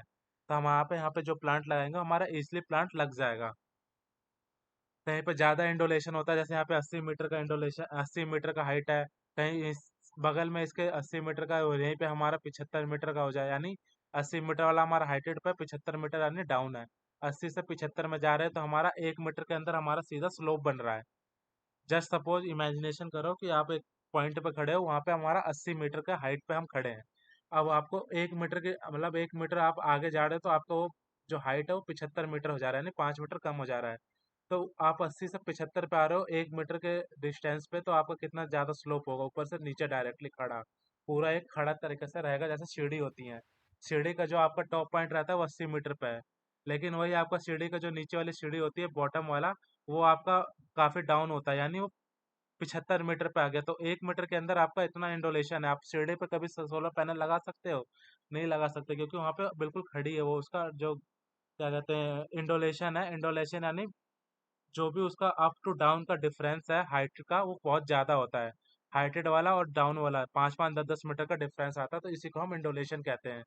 सीढ़ी के आप टॉप पे खड़े हो, आप सीढ़ी के नीचे देखोगे लास्ट वाले नीचे की साइड में, डाउनवर्ड की साइड में, तो आपको बहुत ही खड़ी मतलब एंगल दिखेगा, बहुत ही ज्यादा स्लोप दिखेगा।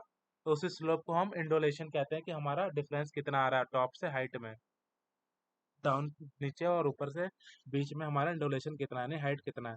तो इस वाले कंटूर से हमारा ये क्लियर हो जाता है कि ग्राउंड का लेवल ऐसे है, कितना हाइट पे है कितना डाउन पे है। तो ये हमारा 80-564 है, यहाँ पे 80-600 हो गया, यानी हमारा कुछ 100 mm का डिफरेंस आ रहा है। तो कुछ ज़्यादा लंबा इंडोलेशन मतलब ज़्यादा डिफरेंस नहीं है, ज़्यादा बड़ा इंडोलेशन नहीं है, एंगल में डिफरेंस नहीं है। तो यहाँ पे हमारा जो प्लांट है वो इजिली लग जाएगा, इसमें कोई ज़्यादा दिक्कत की बात नहीं है। तो ग्राउंड में हमारा जो कंटूर आता है इसमें हमारा एक ये होता है, एक होता है हमारा टीबीएम पॉइंट। टीबीएम पॉइंट यानी टॉपिकल बेंचमार्क, जिसे हम रेफरेंस लेके चलते हैं। रेफरेंस यानी आपने देखा होगा कि कहीं पे हम एक जब भी कंटूर सर्वे करने जाते हैं तो वहाँ पे कुछ एक रेफरेंस लेते हैं कि आपका इस वाले पॉइंट से आपका रेफरेंस लेके हम सारे पूरे ग्राउंड को लेवलिंग कर रहे हैं, यानी पूरे ग्राउंड को हम मेजरमेंट कर रहे हैं, जितना एरिया में अपने को सोलर प्लांट लगाना है। सोलर प्लांट जितने एरिया में लगाना था उस पूरे ग्राउंड की एक लेवलिंग होती है, पूरा कंटूर लेआउट होता है, और सबका ग्राउंड लेवल देखा जाता है कि कितना हमारा ग्राउंड लेवल किस पॉइंट पे कितना है। तो टीबीएम पॉइंट होता है हमारा एक रेफरेंस पॉइंट, जहाँ से हमें एक रेफरेंस से लेके पूरे ग्राउंड को लेवलिंग करते हैं। तो ये हमारा बेसिकली कंटूर लेआउट आता है। तो कंटूर लेआउट में हमारा पता चलेगा कि हमारा जो ग्राउंड है वो 80 मीटर के डिफरेंस में ही है। 100 mm 200 mm का कुछ डिफरेंस है, तो कुछ ज़्यादा डिफरेंस नहीं होता, 100-200। हम उसको ग्राउंड लेवलिंग करवा देंगे, यानी ग्राउंड को इक्वल लेंथ में लेके आ जाएंगे जहाँ पे हमारा, ताकि हमारा जो कॉलम है जो स्ट्रक्चर है वो हमारा इजिली इंस्टॉल हो जाए, इजिली हमारा लग जाए। ग्राउंड माउंटेड में जब भी हम करते हैं तो ग्राउंड पाइलिंग करते हैं, यानी पहले ग्राउंड के अंदर गड्ढा करेंगे, पाइलिंग करेंगे 1.5 मीटर का, तब जाके हम अपना स्ट्रक्चर लगाते हैं ग्राउंड में जब भी डिजाइन करते हैं। और रूफ टॉप होता है तो रूफ टॉप पे हम अपना क्या करते हैं, एंकर फासन का यूज करते हैं। एंकरिंग फास्टिंग यानी 4 होल करेंगे, उसके अंदर एंकर डालेंगे, फासनर डालेंगे, उसके ऊपर अपना बेस प्लेट टाइट होता है, बेस प्लेट के बाद हमारा स्ट्रक्चर लग जाता है। लेकिन ग्राउंड माउंटेड में ऐसा नहीं होता, क्योंकि ग्राउंड माउंटेड में हमारी क्या होती है, मिट्टी होती है, सॉइल होती है, मिट्टी होती है। लेकिन जो हमारा रूफ टॉप होता है वहाँ पे हमारा आरसीसी होता है, यानी छत होता है, लेंटर वाला छत होता है, कहीं पे कुछ होता है, तो वो हमारा पक्के होते हैं। लेकिन ग्राउंड में हमारा सॉइल होता है, मिट्टी वट्टी होती है, तो वहाँ पे सॉइल इरोजन की वजह से भी प्रॉब्लम होती है। तो इसलिए हम उसको पहले 1.5 मीटर तक का गड्ढा करते हैं, ताकि हमारा स्ट्रक्चर है वो किसी भी वजह से हवा में ना उड़े, हमारा स्ट्रक्चर फेल ना हो। तो इसलिए हम 1.5 मीटर का लेके अंदर से सपोर्ट लेते हुए पूरा हमारा 1.5 मीटर गड्ढा करके अंदर पूरा आर उसके अंदर पूरा एक लैग डाल के 1.5 मीटर डाउन में उसके बाद उसके अंदर लेंटर गमला मतलब मसाला वसाला भर के पूरा उसको लेवल करते ग्राउंड तक। तो ये होता है हमारा स्ट्रक्चर लगाने का एक वे तरीका। तो स्ट्रक्चर का मतलब लास्ट में करेंगे, पहले अभी हम एरे लेआउट कवर कर लेते हैं। एरे लेआउट में हमारा कुछ ये मिल गया पॉइंट्स, कंटूर लेआउट्स होते हैं। कंटूर लेआउट्स में हमारा क्लियर हो जाता है कि ग्राउंड का लेवल क्या है, और कुछ ऑब्स्टेकल्स होते हैं जैसे कि हमारा ये टावर है, किस टाइप का टावर है, ये हाई मस्ट लाइट है। लाइट है, एक लाइट टावर होता है जो हाइटेड पे होता है, इसकी हाइट 20 मीटर 25 मीटर पे होती है। ये एक यहाँ पे टावर है ग्राउंड के अंदर, और कुछ ये पॉइंट्स है, और कुछ यहाँ पे पेड़ वेड़ भी होंगे, जैसे कुछ पेड़ वेड़ जो भी है उसके अकॉर्डिंग ये अपना पूरा कंटूर में मेंशन करके दे देता है कि आपका ये कंटूर हो गया, ये लेजेंड आप देख लेना। यहाँ पे लाइट पोल दिख रहा है कि यहाँ पे राइट है, ये रोड है, ये सारे यहाँ पे क्लियर होते हैं। मैं कंटूर भेज दूंगा, इसको एक बार एनालिसिस कर लेना, क्लियर हो जाएगा कि क्या क्या कंटूर में पॉइंट्स गिवन होते हैं। हाँ, तो फिर ये हमारा क्लियर हो गया। ये हमारी होती है, जो ये होती है हमारी बाउंड्री लाइन।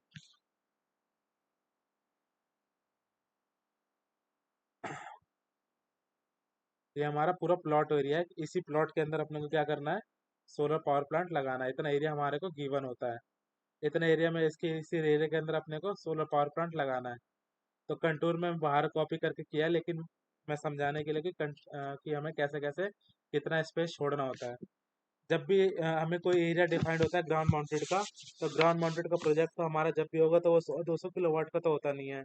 वो होगा तो 1 megawatt, 5 megawatt, 3 megawatt, 10 megawatt, 50 megawatt, 100 megawatt, इस लेवल का होता है। और जो हमारा रेजिडेंशियल होता है वो 20 किलोवाट, 30 किलोवाट, 50 किलोवाट, 100 किलोवाट, इस लेवल का होता है। और जो हमारा इंडस्ट्रियल होता है वो हमारा वो 500 किलोवाट, 300 किलोवाट से लेके 1 मेगावाट, 1.5 मेगावाट, 3 मेगावाट तक का हो सकता है। लेकिन ग्राउंड माउंटेड का जो होता है वो काफ़ी बड़े प्रोजेक्ट होते हैं, यानी बड़े कैपेसिटी के प्रोजेक्ट होते हैं, वो 100-200 किलोवाट के प्रोजेक्ट नहीं होते हैं। तो हमें जो एरिया मिल गया, हम इस एरिया को इसी के एरिया के अंदर अपने को लगाना है कि प्लांट हमारी कितनी कैपेसिटी आ जाएगी। तो सबसे पहले हम जो प्रपोज करते हैं, चारों एरिया के चारों तरफ हम क्या करते हैं, स्ट्रीट लाइट लगाते हैं। स्ट्रीट लाइट लगाते हैं ताकि कोई बंदा रात के टाइम में, क्योंकि जो होता है बड़ा प्लांट होता है, तो वहाँ पे विदाउट स्ट्रीट लाइट, बिना किसी मतलब रात के टाइम में हम कुछ फॉल्ट आ गया, कहीं पे कुछ प्रॉब्लम क्रिएट हो गई, यहाँ पे किसी हमने प्लांट लगा दिया, कहीं पे हमारी कुछ फॉल्ट आ गया, कहीं पे हमारा जल गया, आग लग गई, तो हम बंदा रात के टाइम में अगर मूवमेंट करेगा तो कैसे करेगा। तो हमें सबसे पहले स्ट्रीट लाइट लगाना होता है। तो स्ट्रीट लाइट हमारा जो लगता है वो 500 के ऑफसेट पे हमारे को स्ट्रीट लाइट लगाना होता है, यानी इसके ऊपर तो हम फेंसिंग कर देते हैं। फेंसिंग क्या होती है, फेंसिंग समझ रहे हो क्या होती है, बाउंड्री वॉल की फेंसिंग। चारों तरफ से हम फेंसिंग करते हैं, यानी बाउंड्री को कवर कर देते हैं।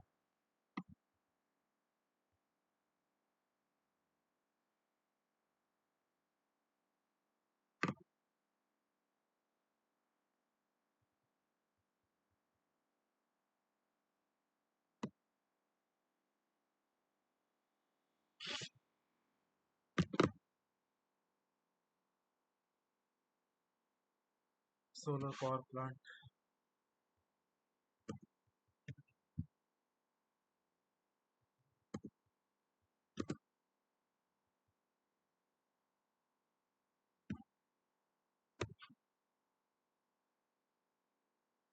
इस तरह से हम पूरे प्लांट को कवर कर देते हैं, ताकि हमारा कोई बाहर से अंदर बंदा ना आए, क्योंकि ग्राउंड है तो चारों तरफ से कवर करना जरूरी है, कोई की कहीं से कुछ सामान चोरी ना हो जाए। मीन्स गांव जो हमारा प्रोजेक्ट लग रहता है ग्राउंड में लगा रहता है, तो चारों तरफ से अगर हम इसको कवर नहीं करेंगे तो कोई यहाँ से गाय वाय जो भी चीज़ है बाहर के एंट्री ना हो जाए इसके अंदर इजिली।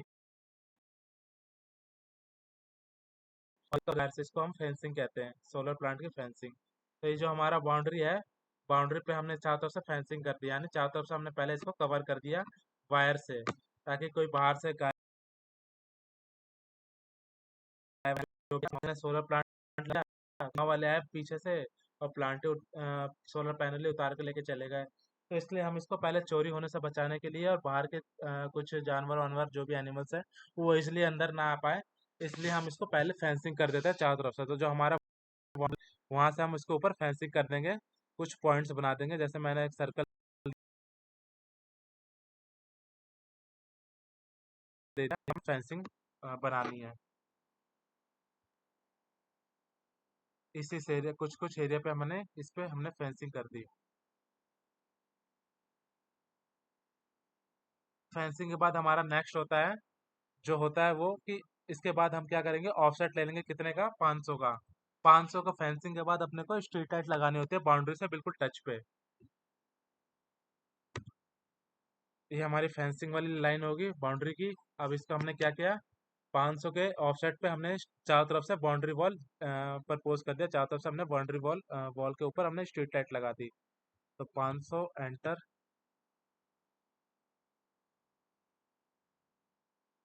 ये मेरी जो कंटूर है ये मीटर में हो रखा है, तो मैं इसको या तो एमएम में कन्वर्ट करूंगा या फिर मैं मीटर में इसका आधा फर्दर प्रोसीड करूंगा, क्योंकि इसकी जो लेंथ आएगी वो मेरी मीटर में आएगी।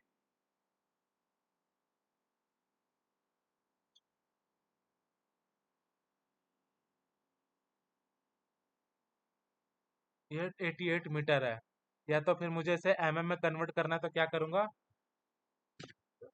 पूरे इसको सेलेक्ट करूंगा, एससी कमांड दूंगा, मल्टीप्लाई बाय 1000, 1000 एंटर। तो ये मेरा कन्वर्ट हो जाएगा किसमें, एमएम में। मेरा पहले 88 मीटर था, अब ये मेरा 88 एमएम हो जाएगा, 88 एमएम। ठीक है, ये 88 मेरा एमएम में हो गया, यानी 88 एमएम। तो मैं मीटर में करना चाहूँ तो मीटर में भी कर सकता हूँ, अदरवाइज अगर मुझे एमएम में करना है तो एमएम में भी कर सकता हूँ। वो अपने ऊपर है, जिसमें आप कंफर्ट फील करते हो, जिसमें आपका इजीली प्रैक्टिस हो रखी है। तो मेरा कंटूर अभी आया है किसमें, एमएम मीटर में आया है, तो मैं मीटर में वर्कआउट प्रोसीड करता हूँ। तो अब क्या कहते हैं, मैंने इसका 500 का ऑफसेट लेना था, यानी 0.5 एंटर करूंगा तो मेरे 500 का ऑफसेट आ जाएगा, जहाँ पे हम क्या प्रपोज करेंगे, स्ट्रीट लाइट प्रपोज करेंगे। स्ट्रीट लाइट यानी चारों तरफ हमने बाउंड्री के चारों तरफ हमने स्ट्रीट लाइट बना दी।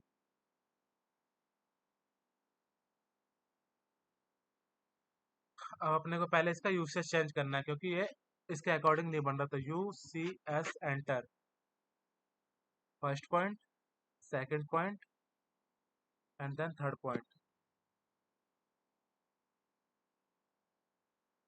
हमने एक स्ट्रीट लाइट ड्रॉ कर दी।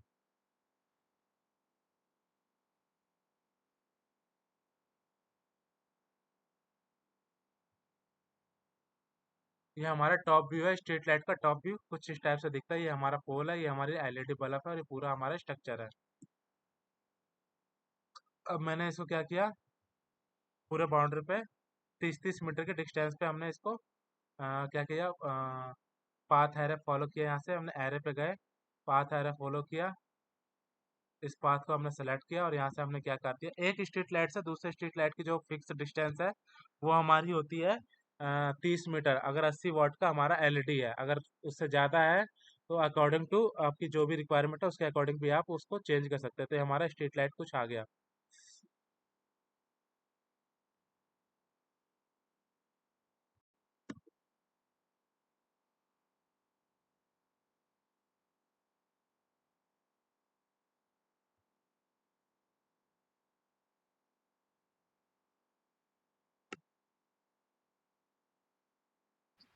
अभी आपने 500 mm बताया था स्ट्रीट लाइट का। हाँ,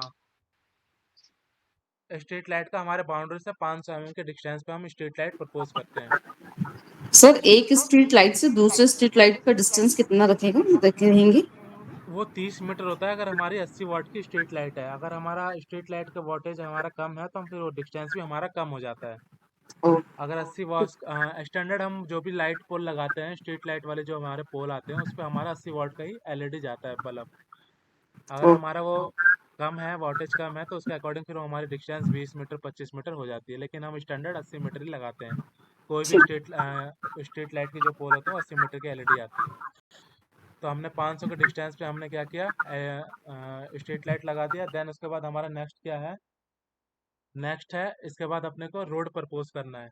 रोड का हमें बनाना है एरिया। तो रोड हमारा जो होता है वो बेसिकली 3 मीटर से लेके अकॉर्डिंग टू 5 मीटर 6 मीटर तक का हमारा रोड बनता है। विर्थ उसकी चौड़ाई, जो रोड की विर्थ होती है 3 मीटर विर्थ होती है, 4 मीटर भी होती है, 5 मीटर, डिपेंड करता है कि आपका एरिया कितना है। अगर मुझे इस बड़े पूरे से एरिया में सिर्फ 1 मेगावाट प्लांट लगाना है तो फिर मैं 4 मीटर का रोड लेके चलूंगा, क्योंकि 4 मीटर के रोड में हमारा इजिली दो चीज़ें एक आउट मतलब एक तरफ जो हमारा वे होता तो सिंगल वे रोड, यानी दो कारें एक साथ, हमारी दो ट्रक या दो जो भी हमारी रिक्वायरमेंट है वो इजीली पास हो जाएगी। दो व्हीकल्स हमारे इजीली पास हो जाने चाहिए। तो जो हमारा क्या कहते हैं 4 मीटर का आता है, तो हमारा जो कार की जो नॉर्मल आगे की जो फ्रंट का जो विड्थ होता है वो 2 मीटर के अप्रोक्सी होता है। तो 2 मीटर यानी दो कार हमारी इजिली मूवमेंट हो जाएगी। इसलिए हमने जो रोड प्रपोज करेंगे हम 4 मीटर का प्रपोज करेंगे। अदरवाइज अगर हमारे पास स्पेस कम है और हमारा जो प्लांट है वो कैपेसिटी ज़्यादा लगाना है, तो उस कंडीशन में अपने को क्या करना पड़ेगा, बेर्थ जो हमारी रोड की है वो 3 मीटर ही लेके चलना पड़ेगा। लेकिन 3 मीटर से हमारा रोड का बेर्थ वो कम नहीं हो सकता। स्टैंडर्ड हमारा 3 मीटर मिनिमम है रोड की चौड़ाई, बेर्थ जो हम लेके चलेंगे। 3 मीटर से अगर कम प्रपोज करोगे तो उसमें इजीली मूवमेंट नहीं हो पाएगा व्हीकल्स का, तो उसकी वजह से हमारी प्रॉब्लम आएगी। तो इजीली एक सिंगल व्हीकल भी मूवमेंट हो जाए, इसलिए हम 3 मीटर प्रपोज करते हैं। तो 3 मीटर का कम से कम मिनिमम विड्थ है, और ज़्यादा से ज़्यादा हम 5 मीटर तक का रोड बना सकते हैं विड्थ उसकी। तो डिपेंड ऑन कि आपका साइट कैसा है, साइट पे आपका ट्रांसपोर्टेशन कैसे है, उस चीज़ पे वो डिपेंड करता है। हर एक अलग साइट की अलग अलग रिक्वायरमेंट होती है। तो जो साइट की रिक्वायरमेंट है उसके अकॉर्डिंग अपने को डिजाइन करना होता है। तो मैं अभी साइट का रिक्वायरमेंट है कि मुझे इसमें प्लांट है जितना मतलब लग जाए, 3 मेगावाट 4 मेगावाट जो भी लग जाए, तो उसके अकॉर्डिंग मुझे डिजाइन करना है। तो मैं स्टैंडर्ड जो है वो 4 मीटर का रोड लेके चलता हूँ। तो यानी मुझे 500 mm पे पहले हमने क्या प्रपोज किया, हमने सारी स्ट्रीट लाइट प्रपोज कर दी, बाउंड्री वाली जो पेरीफेरी स्ट्रीट लाइट होती है पेरीफेरी वाली। उसके बाद हमारा जो अगला है 500 के बाद अपने को 500 mm का गैप दे के चलना है, ताकि हमारा 0.5 ये हमारा यहाँ से ऑफसेट हो गया 500 पे स्ट्रीट लाइट, फिर यहाँ से हमारा रोड स्टार्ट होगा। इस वाली लाइन से हमारा 500 mm का हमने ऑफसेट लिया, और यहाँ से हमने क्या स्टार्ट किया, रोड। रोड हमारा कितना है, 4 मीटर का। ये हमारा रोड एरिया हो गया है। ये ये स्ट्रीट हमारा लाइट पूरा, सोलर वाली होती है?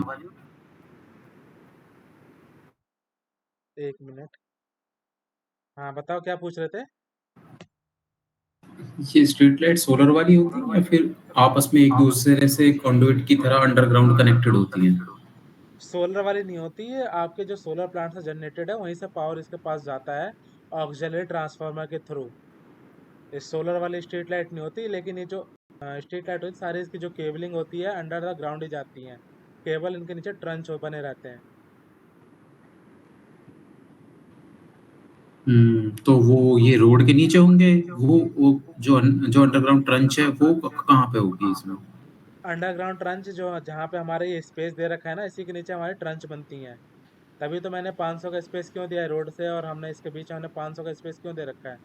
हम बिल्कुल टच करके भी तो रोड बना सकते हैं, लेकिन हमने 500 का स्पेस दिया ताकि अगर हमारा केबल रूटिंग कुछ हो तो उसके वहाँ पे हम ट्रंच प्रपोज करके एक दूसरे से कनेक्टेड कर सकें। ठीक है। ये हमारा बाउंड्री है। बाउंड्री से हमने 500 का ऑफसेट लिया, सोलर लाइट लगा दिया, सोलर लाइट से हमने फिर 500 का ऑफसेट लेके फिर हमने रोड स्टार्ट किया है। हमने बिल्कुल स्ट्रीट लाइट से हमने रोड स्टार्ट नहीं किया, हमने फिर वहां से स्ट्रीट लाइट से 500 का ऑफसेट लेके फिर रोड स्टार्ट किया। ओवरऑल मिला कहने का मतलब है कि रोड से हमें 1 मीटर का स्पेस छोड़ के फिर हमें अपने को रोड बनाना है, ताकि जो 1 मीटर का स्पेस है इसके अंदर हम अगर कुछ रिक्वायरमेंट है तो केबल लेबल रूटिंग का ट्रंच रंच हम प्रपोज कर सकें। ठीक है। इसके बाद रोड के बाद हमारा नेक्स्ट क्या आता है, ड्रेनेज।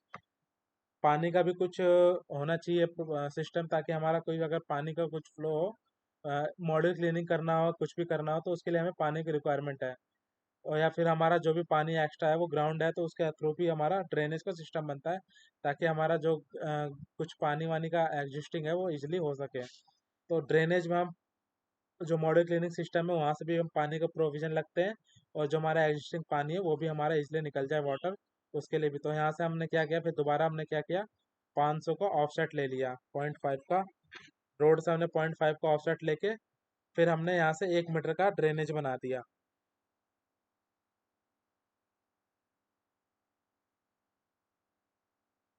ऑफसेट 0.5 एंटर, ये हमारा 1 मीटर का ऑफसेट आ गया। फिर ऑफसेट 1 एंटर।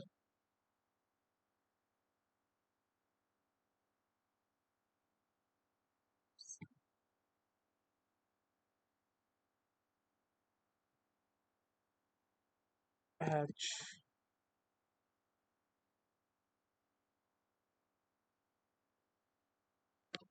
ये हो गया हमारा सोलर पावर प्लांट का, जो हमारा ऑर्डर पे हमारे क्या क्या प्रपोज करना है। ये हमारी पूरी बाउंड्री वॉल होगी जिसके ऊपर हमारा फेंसिंग लगेगा। फेंसिंग के बाद हमने क्या किया, 500 का ऑफसेट देके चारों तरफ हमने स्ट्रीट लाइट प्रपोज कर दिया। स्ट्रीट लाइट प्रपोज करने के बाद हमारा नेक्स्ट स्टेप क्या था, 500 का ऑफसेट देके फिर 4 मीटर की विड्थ का हमने एक रोड प्रपोज कर दिया।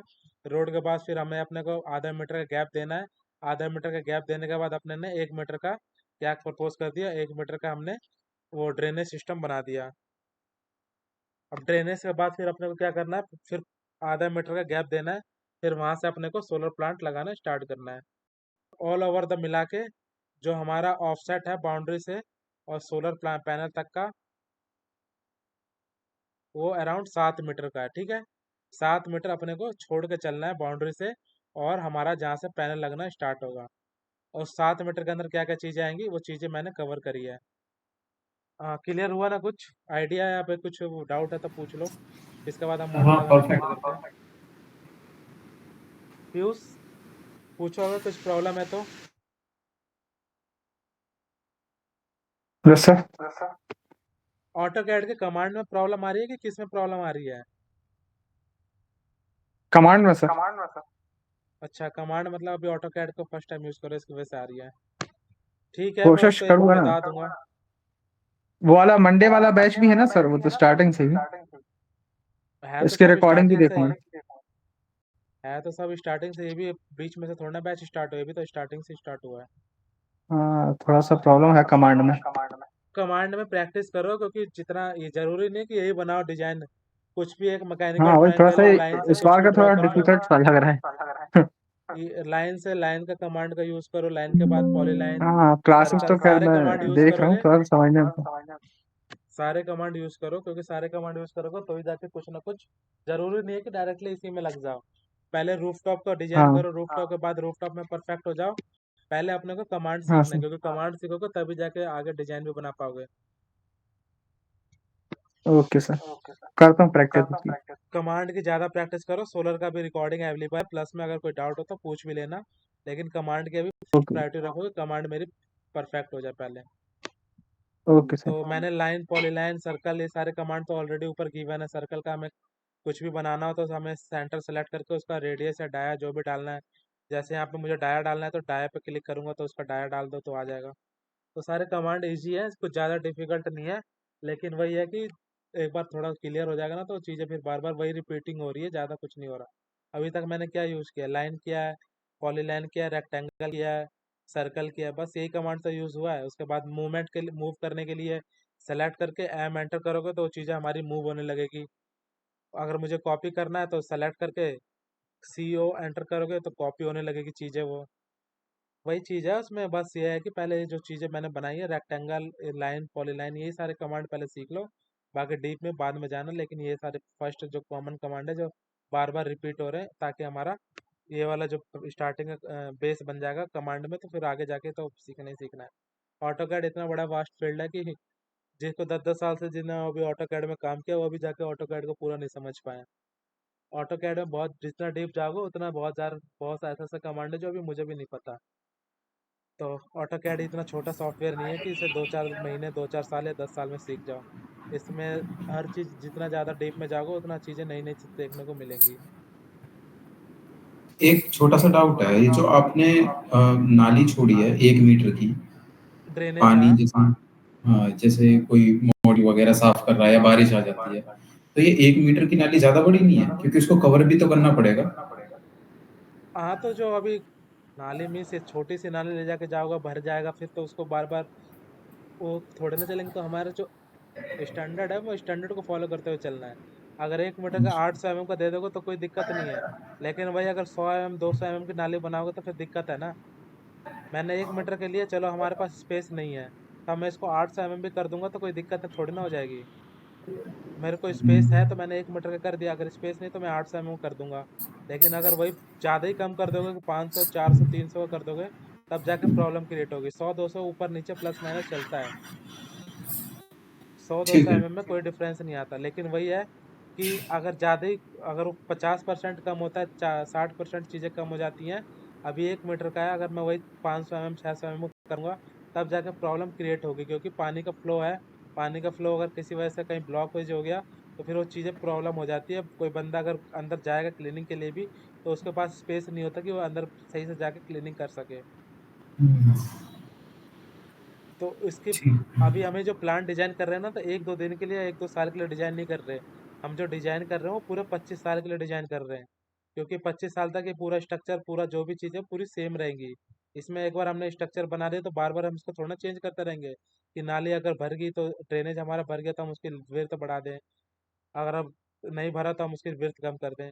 तो हमें 25 साल का लेके पूरा फिनोमिना चलना है, तो 25 साल का स्टैंडर्ड जो कहता है हमें कम से कम 1 मीटर का नाली दे के चलना होता है ड्रेनेज, और 4 मीटर का 3 मीटर का कम से कम रोड, और 500 mm पे अपने को स्ट्रीट लाइट दे के चलनी होती है, ताकि हमारे पास स्पेस की कोई वो कमी ना हो। अगर बाद में अगर किसी वजह से मान लो कि मुझे यहाँ पे स्ट्रक्चर ये जो हमारा स्ट्रीट लाइट है फेलियर हो गया, अब मुझे गड्ढा वड्ढा करना पड़ेगा दोबारा, तो हो सके तो या तो इसको इधर शिफ्ट करना पड़े थोड़ा सा, या इधर शिफ्ट करना पड़े। तो उतना स्पेस होना चाहिए 500 ऊपर 500 नीचे की, ताकि हमारा जो नया गड्ढा करे वो हमारा इजिली हो जाए। तो जो भी डिजाइन कर रहे हो 25 साल के लिए डिजाइन कर रहे हो, ना कि 1-2 साल या 10 साल के लिए। तो ये सारे फैक्टर माइंड में हमेशा याद रखना कि ऐसा स्ट्रक्चर डिजाइन करो, ऐसी चीज़ें डिजाइन करो कि हमारा वो लॉन्ग टाइम के लिए सस्टेबल हो। ओके। ओके। हाँ तो ठीक है, इसके बाद हमने सारे डिजाइन कर लिए। इसके बाद अपने को क्या सिंपल है, टेबल बनानी होती है, मॉडल सेम वही। इसमें हमारा जो स्ट्रक्चर लगता है वो सिंगल कॉलम पे लगता है, 2p बाय 2p बाय जितना कि हमारे 28 लग जाए, 20 लग जाए, 15 लग जाए, अकॉर्डिंग टू इन्वर्टर। हमारा इन्वर्टर का क्या साइज है, इन्वर्टर के साइज से हमारा वो चीज़ें सिलेक्शन होता है। इन्वर्टर का क्या साइज है, इन्वर्टर के साइज के हिसाब से फिर हमारा स्ट्रिंग कितने की बनेगी। तो 28 की स्ट्रिंग बन रही है तो हमें जो टेबल डिजाइन करना होगा वो 28 का करना होगा। अगर हमारी जो स्ट्रिंग बन रही है वो 30 की बन रही है तो हमें जो टेबल साइज करना होगा वो 30 के अकॉर्डिंग डिजाइन करना होगा। तो इसका प्रैक्टिस कर लेना अभी। उसके बाद मैं इवनिंग में एक और क्लास ले लूँगा जिसमें हम स्केचअप कवर कर लेंगे। अभी मुझे एरे लेआउट कवर कर लेना, इसका जो मैंने रूफटॉप का, ग्राउंड माउंटेड का, और क्या कहते हैं कमर्शियल जो इंडस्ट्रियल शेड है वो जो मैंने कवर किया, इसका एरे लेआउट बना लो। फिर इवनिंग में 8-9 बजे एक और क्लास अरेंज करके शेडो एनालिसिस वाला जो पार्ट रह गया था वो आज के दिन कवर कर लेंगे। ठीक है, इवनिंग की क्लास में कुछ प्रॉब्लम तो नहीं है ना? अ, हम मैसेज कर देंगे आपको व्हाट्सएप पे, वैसे तो कोई दिक्कत नहीं है। क्योंकि आज का जो मैंने टाइम टेबल शेड्यूल बनाया था उसमें मेरा शैडो स्केचअप भी सॉफ्टवेयर कवर करना था, क्योंकि शैडो स्केचअप कवर हो जाएगा तभी हम टाइम टू टाइम जो चीज़ें अपडेटेड रहेंगे। तो इसलिए मैंने अभी तो ज़्यादा क्लास लेंथी होगी तो इसकी वजह से फिर वो चीज़ें स्किप होने लगेगी माइंड से, इसलिए मैंने अभी ये क्लास यहीं पे एंड कर रहा हूँ। मतलब ये वाला टॉपिक कवर करके फिर एंड कर दूंगा, फिर इवनिंग में हम स्केचअप वाली क्लास कर लेंगे।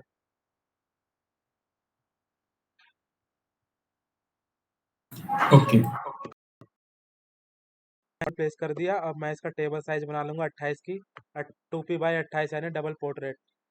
एक मॉडल के दूसरे मॉडल के ऊपर लगे रहते हैं उसको हम डबल पोर्ट्रेट। ये अभी हमारा जो मॉड्यूल है ये सिंगल पोर्ट्रेट में है, यानी एक की टेबल है बहुत सारी, यहाँ पे मैं रो रखी है और कॉलम बढ़ा दिए, कॉलम मैंने इंक्रीज कर दिए है।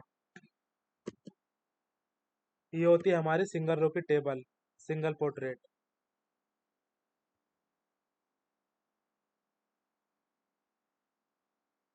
ये हमारी सिंगल पोर्ट्रेट की टेबल होती है, और ये इसको मैंने इसके ऊपर एक और मॉडल लगा दिए तो ये हमारी जो हो जाती है इसको हम डबल पोर्ट्रेट कहते हैं। यानी एक मॉडल के दूसरे मॉडल इसके ऊपर लगे पड़े, 2 मॉडल, 2 रो और 3 कॉलम, 1 2 3, तो हम इसको जो कहेंगे 2p/3। ये जो हमारा टेबल साइज है 2p/3 का है, डबल पोर्ट्रेट 3 कॉलम। अगर मैंने इसको यहाँ पे ऐसे कर दिया तो ये 2p/2 का हो गया, यानी 2 रो और 2 कॉलम। अगर मैंने इसको एक और डिलीट करके ऐसे कर दिया तो ये हो गया 2p/1, यानी 2 रो और 1 कॉलम। तो ये 2p मतलब होता है डबल पोर्ट्रेट, और इसको मैंने एक और मॉडल इसके ऊपर लगा दिए तो ये हमारा हो जाएगा ट्रिपल पोर्ट्रेट, यानी 3p/1 का। 3 पोर्ट्रेट में लगे पड़े, 1 2 3, और एक इसका कॉलम है, 3 रो 1 कॉलम, तो ये हमारा ट्रिपल पोर्ट्रेट हो गया। ये हमारा डबल पोर्ट्रेट हो गया, और इसको मैं डिलीट कर दूंगा तो ये मेरा सिंगल पोर्ट्रेट हो जाएगा। तो हम जो ग्राउंड माउंटेड में स्ट्रक्चर लगाते हैं वो सिंगल पोर्ट्रेट या डबल पोर्ट्रेट ही मोस्टली होते हैं, तो डबल पोर्ट्रेट ही हम ज़्यादातर प्रेफर करते हैं ताकि हमारा स्ट्रक्चर है वो कम से कम लगे। स्ट्रक्चर की कॉस्ट भी सेविंग करनी होती है क्योंकि मेगावाट पे प्लांट होता है, काफ़ी बड़े बड़े होते हैं, तो जितनी सेविंग्स जहाँ से हो सके पॉसिबल वहाँ से अपने को सेविंग करने का ऑप्शन होता है। अब मैंने इसका टेबल बना लिया, इसको भी मैंने एक मॉड्यूल से दूसरे मॉड्यूल के बीच में जो हमने गैप रखा था मिनिमम 20 mm का रखा।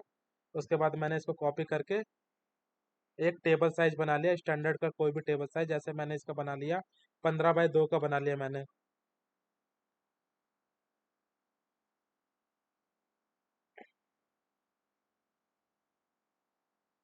कॉपी दिस पॉइंट एरर 14, ये हमारा एक टेबल साइज बन गया।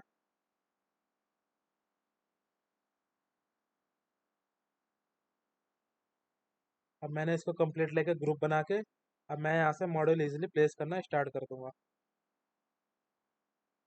जो हमने ड्रेनेज के बाद 500 mm का गैप छोड़ा है, अब यहाँ से मुझे कंटिन्यूसली क्या करना है, लगाना है इसको। जब जैसी हमारी एक टेबल कंप्लीट होती है तो इसके बीच में अपने को आधा मीटर का गैप देके चलना है ताकि इन दोनों की जो फाउंडेशन है पाइलिंग वो इजीली लग सके। और जैसे हमारी 3 टेबल कंप्लीट होती है ना, सर क्या था कि जब हमारा एक टेबल कंप्लीट होती तो कितना गैप देना है? 500 mm आधा मीटर, ठीक। क्योंकि जो हमारा पाइलिंग होता है, पाइलिंग का डाया होता है हमारा 300 mm का। ओके। तो अगर हमारा जस्ट सपोज कि हमारा स्ट्रक्चर का पहला पाइलिंग हमारा यहाँ पे आ रहा है और इसी का एंड और इस वाले स्ट्रक्चर का पहले वाले टेबल का पाइलिंग अगर हमारे यहाँ पे आ रहा है, तो अगर हमारे यहाँ पे स्पेस नहीं होगा 500 mm का तो एक दूसरे के ऊपर ही ओवरलैप करेंगे पाइलिंग। ओके। तो ठीक। जब हम स्ट्रक्चर डिजाइन करेंगे तो ये पाइलिंग वाला कॉन्सेप्ट समझ लेंगे कि पाइलिंग का क्या कॉन्सेप्ट है। बेसिकली अभी यही है कि एक टेबल से दूसरे टेबल के बीच में 500 mm का गैप देते हैं ताकि पाइन जो हमारा गड्ढा हो नीचे स्ट्रक्चर का पाइलिंग हो वो एक दूसरे के ऊपर ओवरलैप ना करे। उसके बाद अपने को ऐसे प्लेस करते हुए कंटिन्यूसली इसको फॉलो करते हुए पीछे तक लेके चले जाना है। और अब अकॉर्डिंग टू टिल्ट एंगल हमारा पिच लेंथ डिसाइड होता है कि हमारा पिच लेंथ कितना है।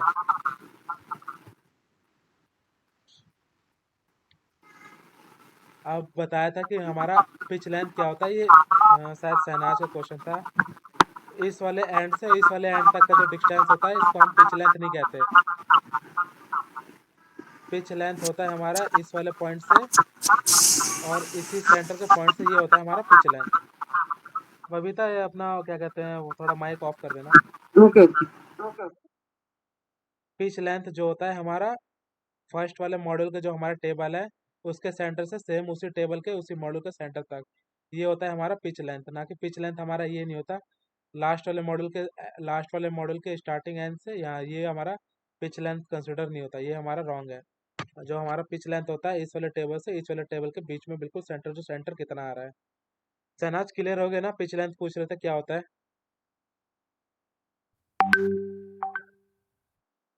हाँ क्लियर हो गया सर। तो इस तरह से हम बिल्कुल लास्ट तक इसको मॉड्यूल लगा के फिल करके तो फिर इसकी कैपेसिटी निकालेंगे कि हमारी कैपेसिटी कितनी आ रही है।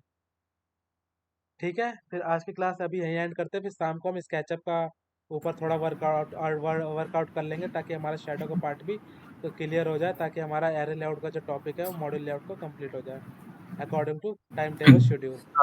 शाम अंकित का भाई कितने बजे करोगे आप? मैसेज कर देना ग्रुप में जैसे कंफर्ट हो, जितने बजे जो फ्री है। ऐसा टाइम चूज करना कि मतलब सारे अवेलेबल हो, 2-3 बंदे अवेलेबल हो फिर 2-3 ना हो, तो उसकी वजह से फिर वो चीज़ें मिस हो जाएंगी, तो फिर मुझे दोबारा कवर करना पड़ेगा। तो अपने अकॉर्डिंग मेरे हिसाब से तो 8 या 9 बजे वाला जो बैच है उसी के अकॉर्डिंग ज्वाइन कर लेना, ठीक है 8-9 बजे कर सकते हो। क्योंकि वो उस टाइम पे मेरे हिसाब से सारे अवेलेबल रहेंगे, क्योंकि संडे है तो उस टाइम पे कोई दिक्कत नहीं रहेगा। अगर मैं इवनिंग में 3-4 बजे प्लान करता हूँ तो फिर कुछ है, कोई कहीं गया कोई कहीं गया, तो चीज़ें हो नहीं पाएंगी। तो 8-9 बजे वाला जो इवनिंग का बैच है उसी पे अकॉर्डिंग कर लेंगे ज्वाइन। अंकित भाई लेआउट को जूम करना एक बार। हाँ, जूम कहाँ पे, किस पॉइंट पे जूम करूँ? वही जहाँ लेआउट है वही जूम करना है मुझे, वो गैप देखना है उसके बीच में जो 20 mm का आपने दिया हुआ है हॉरिजॉन्टली मॉड्यूल टू मॉड्यूल के बीच में ऊपर और नीचे जो लगे हुए उनके बीच में नहीं दिया ना, वो चिपका दिए बिल्कुल।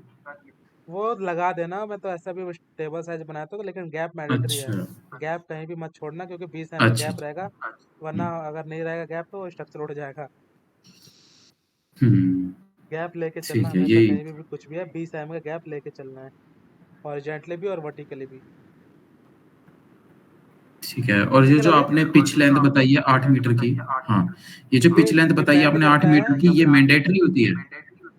ये डिपेंड करता है कि हमारा टिल्ट एंगल कितना है, इसलिए तो मैंने स्केचअप की क्लास लेना है, क्योंकि उसके अकॉर्डिंग हमारा पिच लेंथ वाला जो डाउट है वो क्लियर हो जाएगा। अगर हम इसका 15 डिग्री ठीक। टिल्ट करते हैं, तो मैंने जो बताया था ना कि जो चीज़ सन के सामने जितनी चीज़ें खड़ी रहेंगी उसकी उतनी लंबी शैडो पड़ती है। हुँ, अगर वो जितनी चीज़ें फ्लैट रहेगी उसकी उतनी क्या कहते हैं शैडो कम पड़े बनेगी, कम एरिया में शैडो हुँ, बनेगा। लेकिन जो चीज़ जितनी सन के सामने जितनी ज़्यादा वर्टिकल खड़ा रहेगा, यानी वर्टिकल स्टैंड रहेगा सन के सामने, उसकी शैडो उस ऑब्जेक्ट के उतने ज़्यादा एरिया में पड़ती है। तो आप देखोगे जब आप छत पे जाओगे, बिल्कुल टॉप पे छत पे जाओगे, और छत पे जब खड़े होते हो तो देखना कि आपकी शैडो वो ज़्यादा एरिया में बनेगी। लेकिन वही आप अगर नीचे बिल्कुल रोड पे ज़मीन पे खड़े, तो आपका जो शैडो वो कम एरिया में बनेगा। क्यों बनता है? क्योंकि आपका जो छत पे हाइट पे किसी हाइट पे खड़े हो, तो हाइट के होने की वजह से आपका जो शैडो पड़ रहा है सन का, वो आपके फेस पे पड़ रहा है, तो वो ज़्यादा एरिया में फैल रहा है। वही अगर आप ज़मीन पे खड़े, तो आपका जो एरिया है शेड सन का, वो आपसे मतलब बिल्कुल कुछ एंगल पे बन रहा है, तो एंगल पे यानी फ्लैट में बनेगी आपकी शैडो। कॉन्सेप्ट है शैडो वाला, ये मैं आज स्केचअप के थ्रू क्लियर कर दूंगा। इसलिए मैंने कहा था कि इवनिंग की क्लास मैंडेटरी है कि वो ज्वाइन कर लेना, ताकि जो पिच लेंथ वाला कॉन्सेप्ट है ना, ये हैंड टू हैंड क्लियर हो जाए। वरना एक वीक का डिफरेंस हो जाएगा तो फिर आधी चीज़ें स्किप हो जाती हैं। हैंड टू हैंड क्लियर हो जाएगा तो वो चीज़ें फिर प्रैक्टिस में रहेंगी। और ये एक लेआउट और दूसरे लेआउट के बीच में आपने 0.5 मीटर का गैप दिया हुआ है ना? एक लेआउट, दो लेआउट, कौन सी? मतलब ये जो हॉरिजॉन्टली है अ, ये वाला? कैसे बताऊँ? हाँ, ये वाला 0.5 मीटर का है ये ना? एक टेबल है, दूसरे टेबल के बीच हमने आधा मीटर यानी 500 एम का गैप दिया है। हाँ, बस कोई बंदा इसमें से अंदर से निकल जाए बस, है ना? बंदा इजिली निकल जाए, क्योंकि ये क्या कहते हैं, अगर मान लो कि इस वाले मॉड्यूल पे आना है, इस वाले हुँ, मॉड्यूल में कुछ प्रॉब्लम है, बंदा यहाँ पे खड़ा है, हुँ, बंदा यहाँ पे खड़ा है, अगर उसको मूवमेंट करना है तो वो इजिली यहाँ से ऐसे कुछ भी भाग भाग के कैसे भी यहाँ तक पहुँच जाए वो। अगर ये गैप नहीं रहेगा तो हुँ, उसको पूरा ये वाला रूट फॉलो करना पड़ेगा, ये वाला रूट आके यहाँ पे आके यहाँ से आके, मतलब ये लंबा थोड़ा हो जाए। इसलिए हम गैप देते हैं कि हमारा जो बंदा है सिंगल, वो निकल के जल्दी से इजीली एक्सेस हो जाए। बस ये इसका रीज़न होता है। और दूसरा बताया था कि स्ट्रक्चर एक दूसरे के ऊपर ओवरलैप ना करे। हुँ, ठीक है।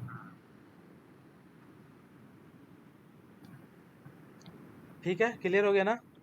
हाँ, ठीक है।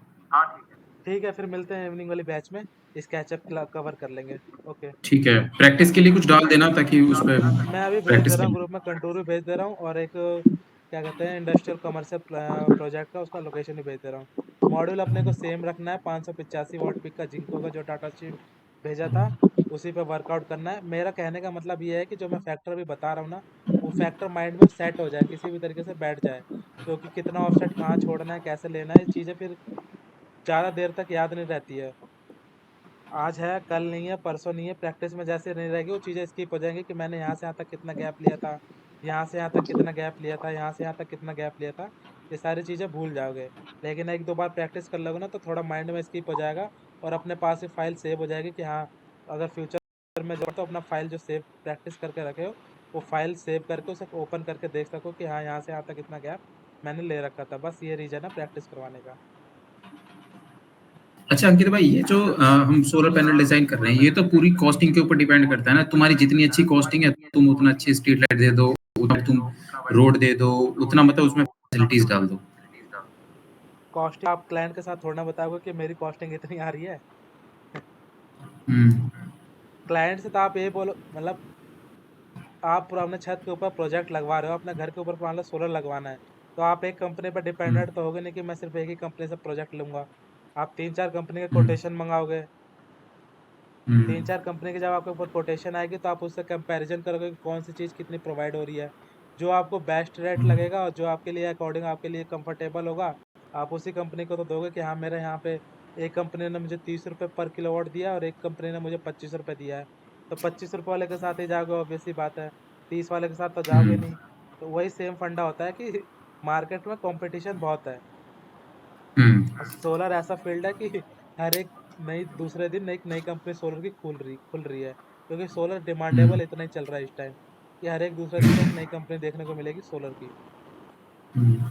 तो जो बंदा सोलर पैनल डिजाइन कर रहा है उसके अंडर में कॉस्टिंग इसकी भी होती है कि उसको रोड भी बनवानी है, नालियां भी बनवानी है, स्ट्रीट लाइट भी लगवानी है, या फिर वो बस ये सजेस्ट कर देता है तुम्हें ये अपने अकॉर्डिंग करना पड़ेगा, हमें मॉड्यूल और इन्वर्टर नहीं और नहीं इंटरकनेक्शन करेंगे हम बस। नहीं नहीं, ईपीसी एक होता है ईपीसी प्लेयर, यानी ईपीसी वाली कंपनी होती है इंजीनियरिंग प्रोक्योरमेंट और कमीशनिंग का, पूरा उसका कॉन्ट्रैक्ट होता है कि उसको पूरा कंप्लीट प्लांट लगाना है, और उसको क्लाइंट का जो टर्मिनेशन पॉइंट है वहां तक उसको चेक करा के उसको आउटपुट वोल्टेज करंट उसे दिखाना है। ईपीसी कंपनीज होती हैं, और एक होती है हाँ आईएनसी भाई। टीम। आईएनसी भाई टीम व्हाट्सएप मतलब, देख, मैसेज किया है तुझे, अभी मैं कॉल करता हूँ बैक, है ना? ठीक और है। एक होता है आईएनसी टीम, उनका काम होता है, आईएनसी टीम का मतलब सिर्फ मॉड्यूल इंस्टॉल करना, स्ट्रक्चर इंस्टॉल करके चले जाना।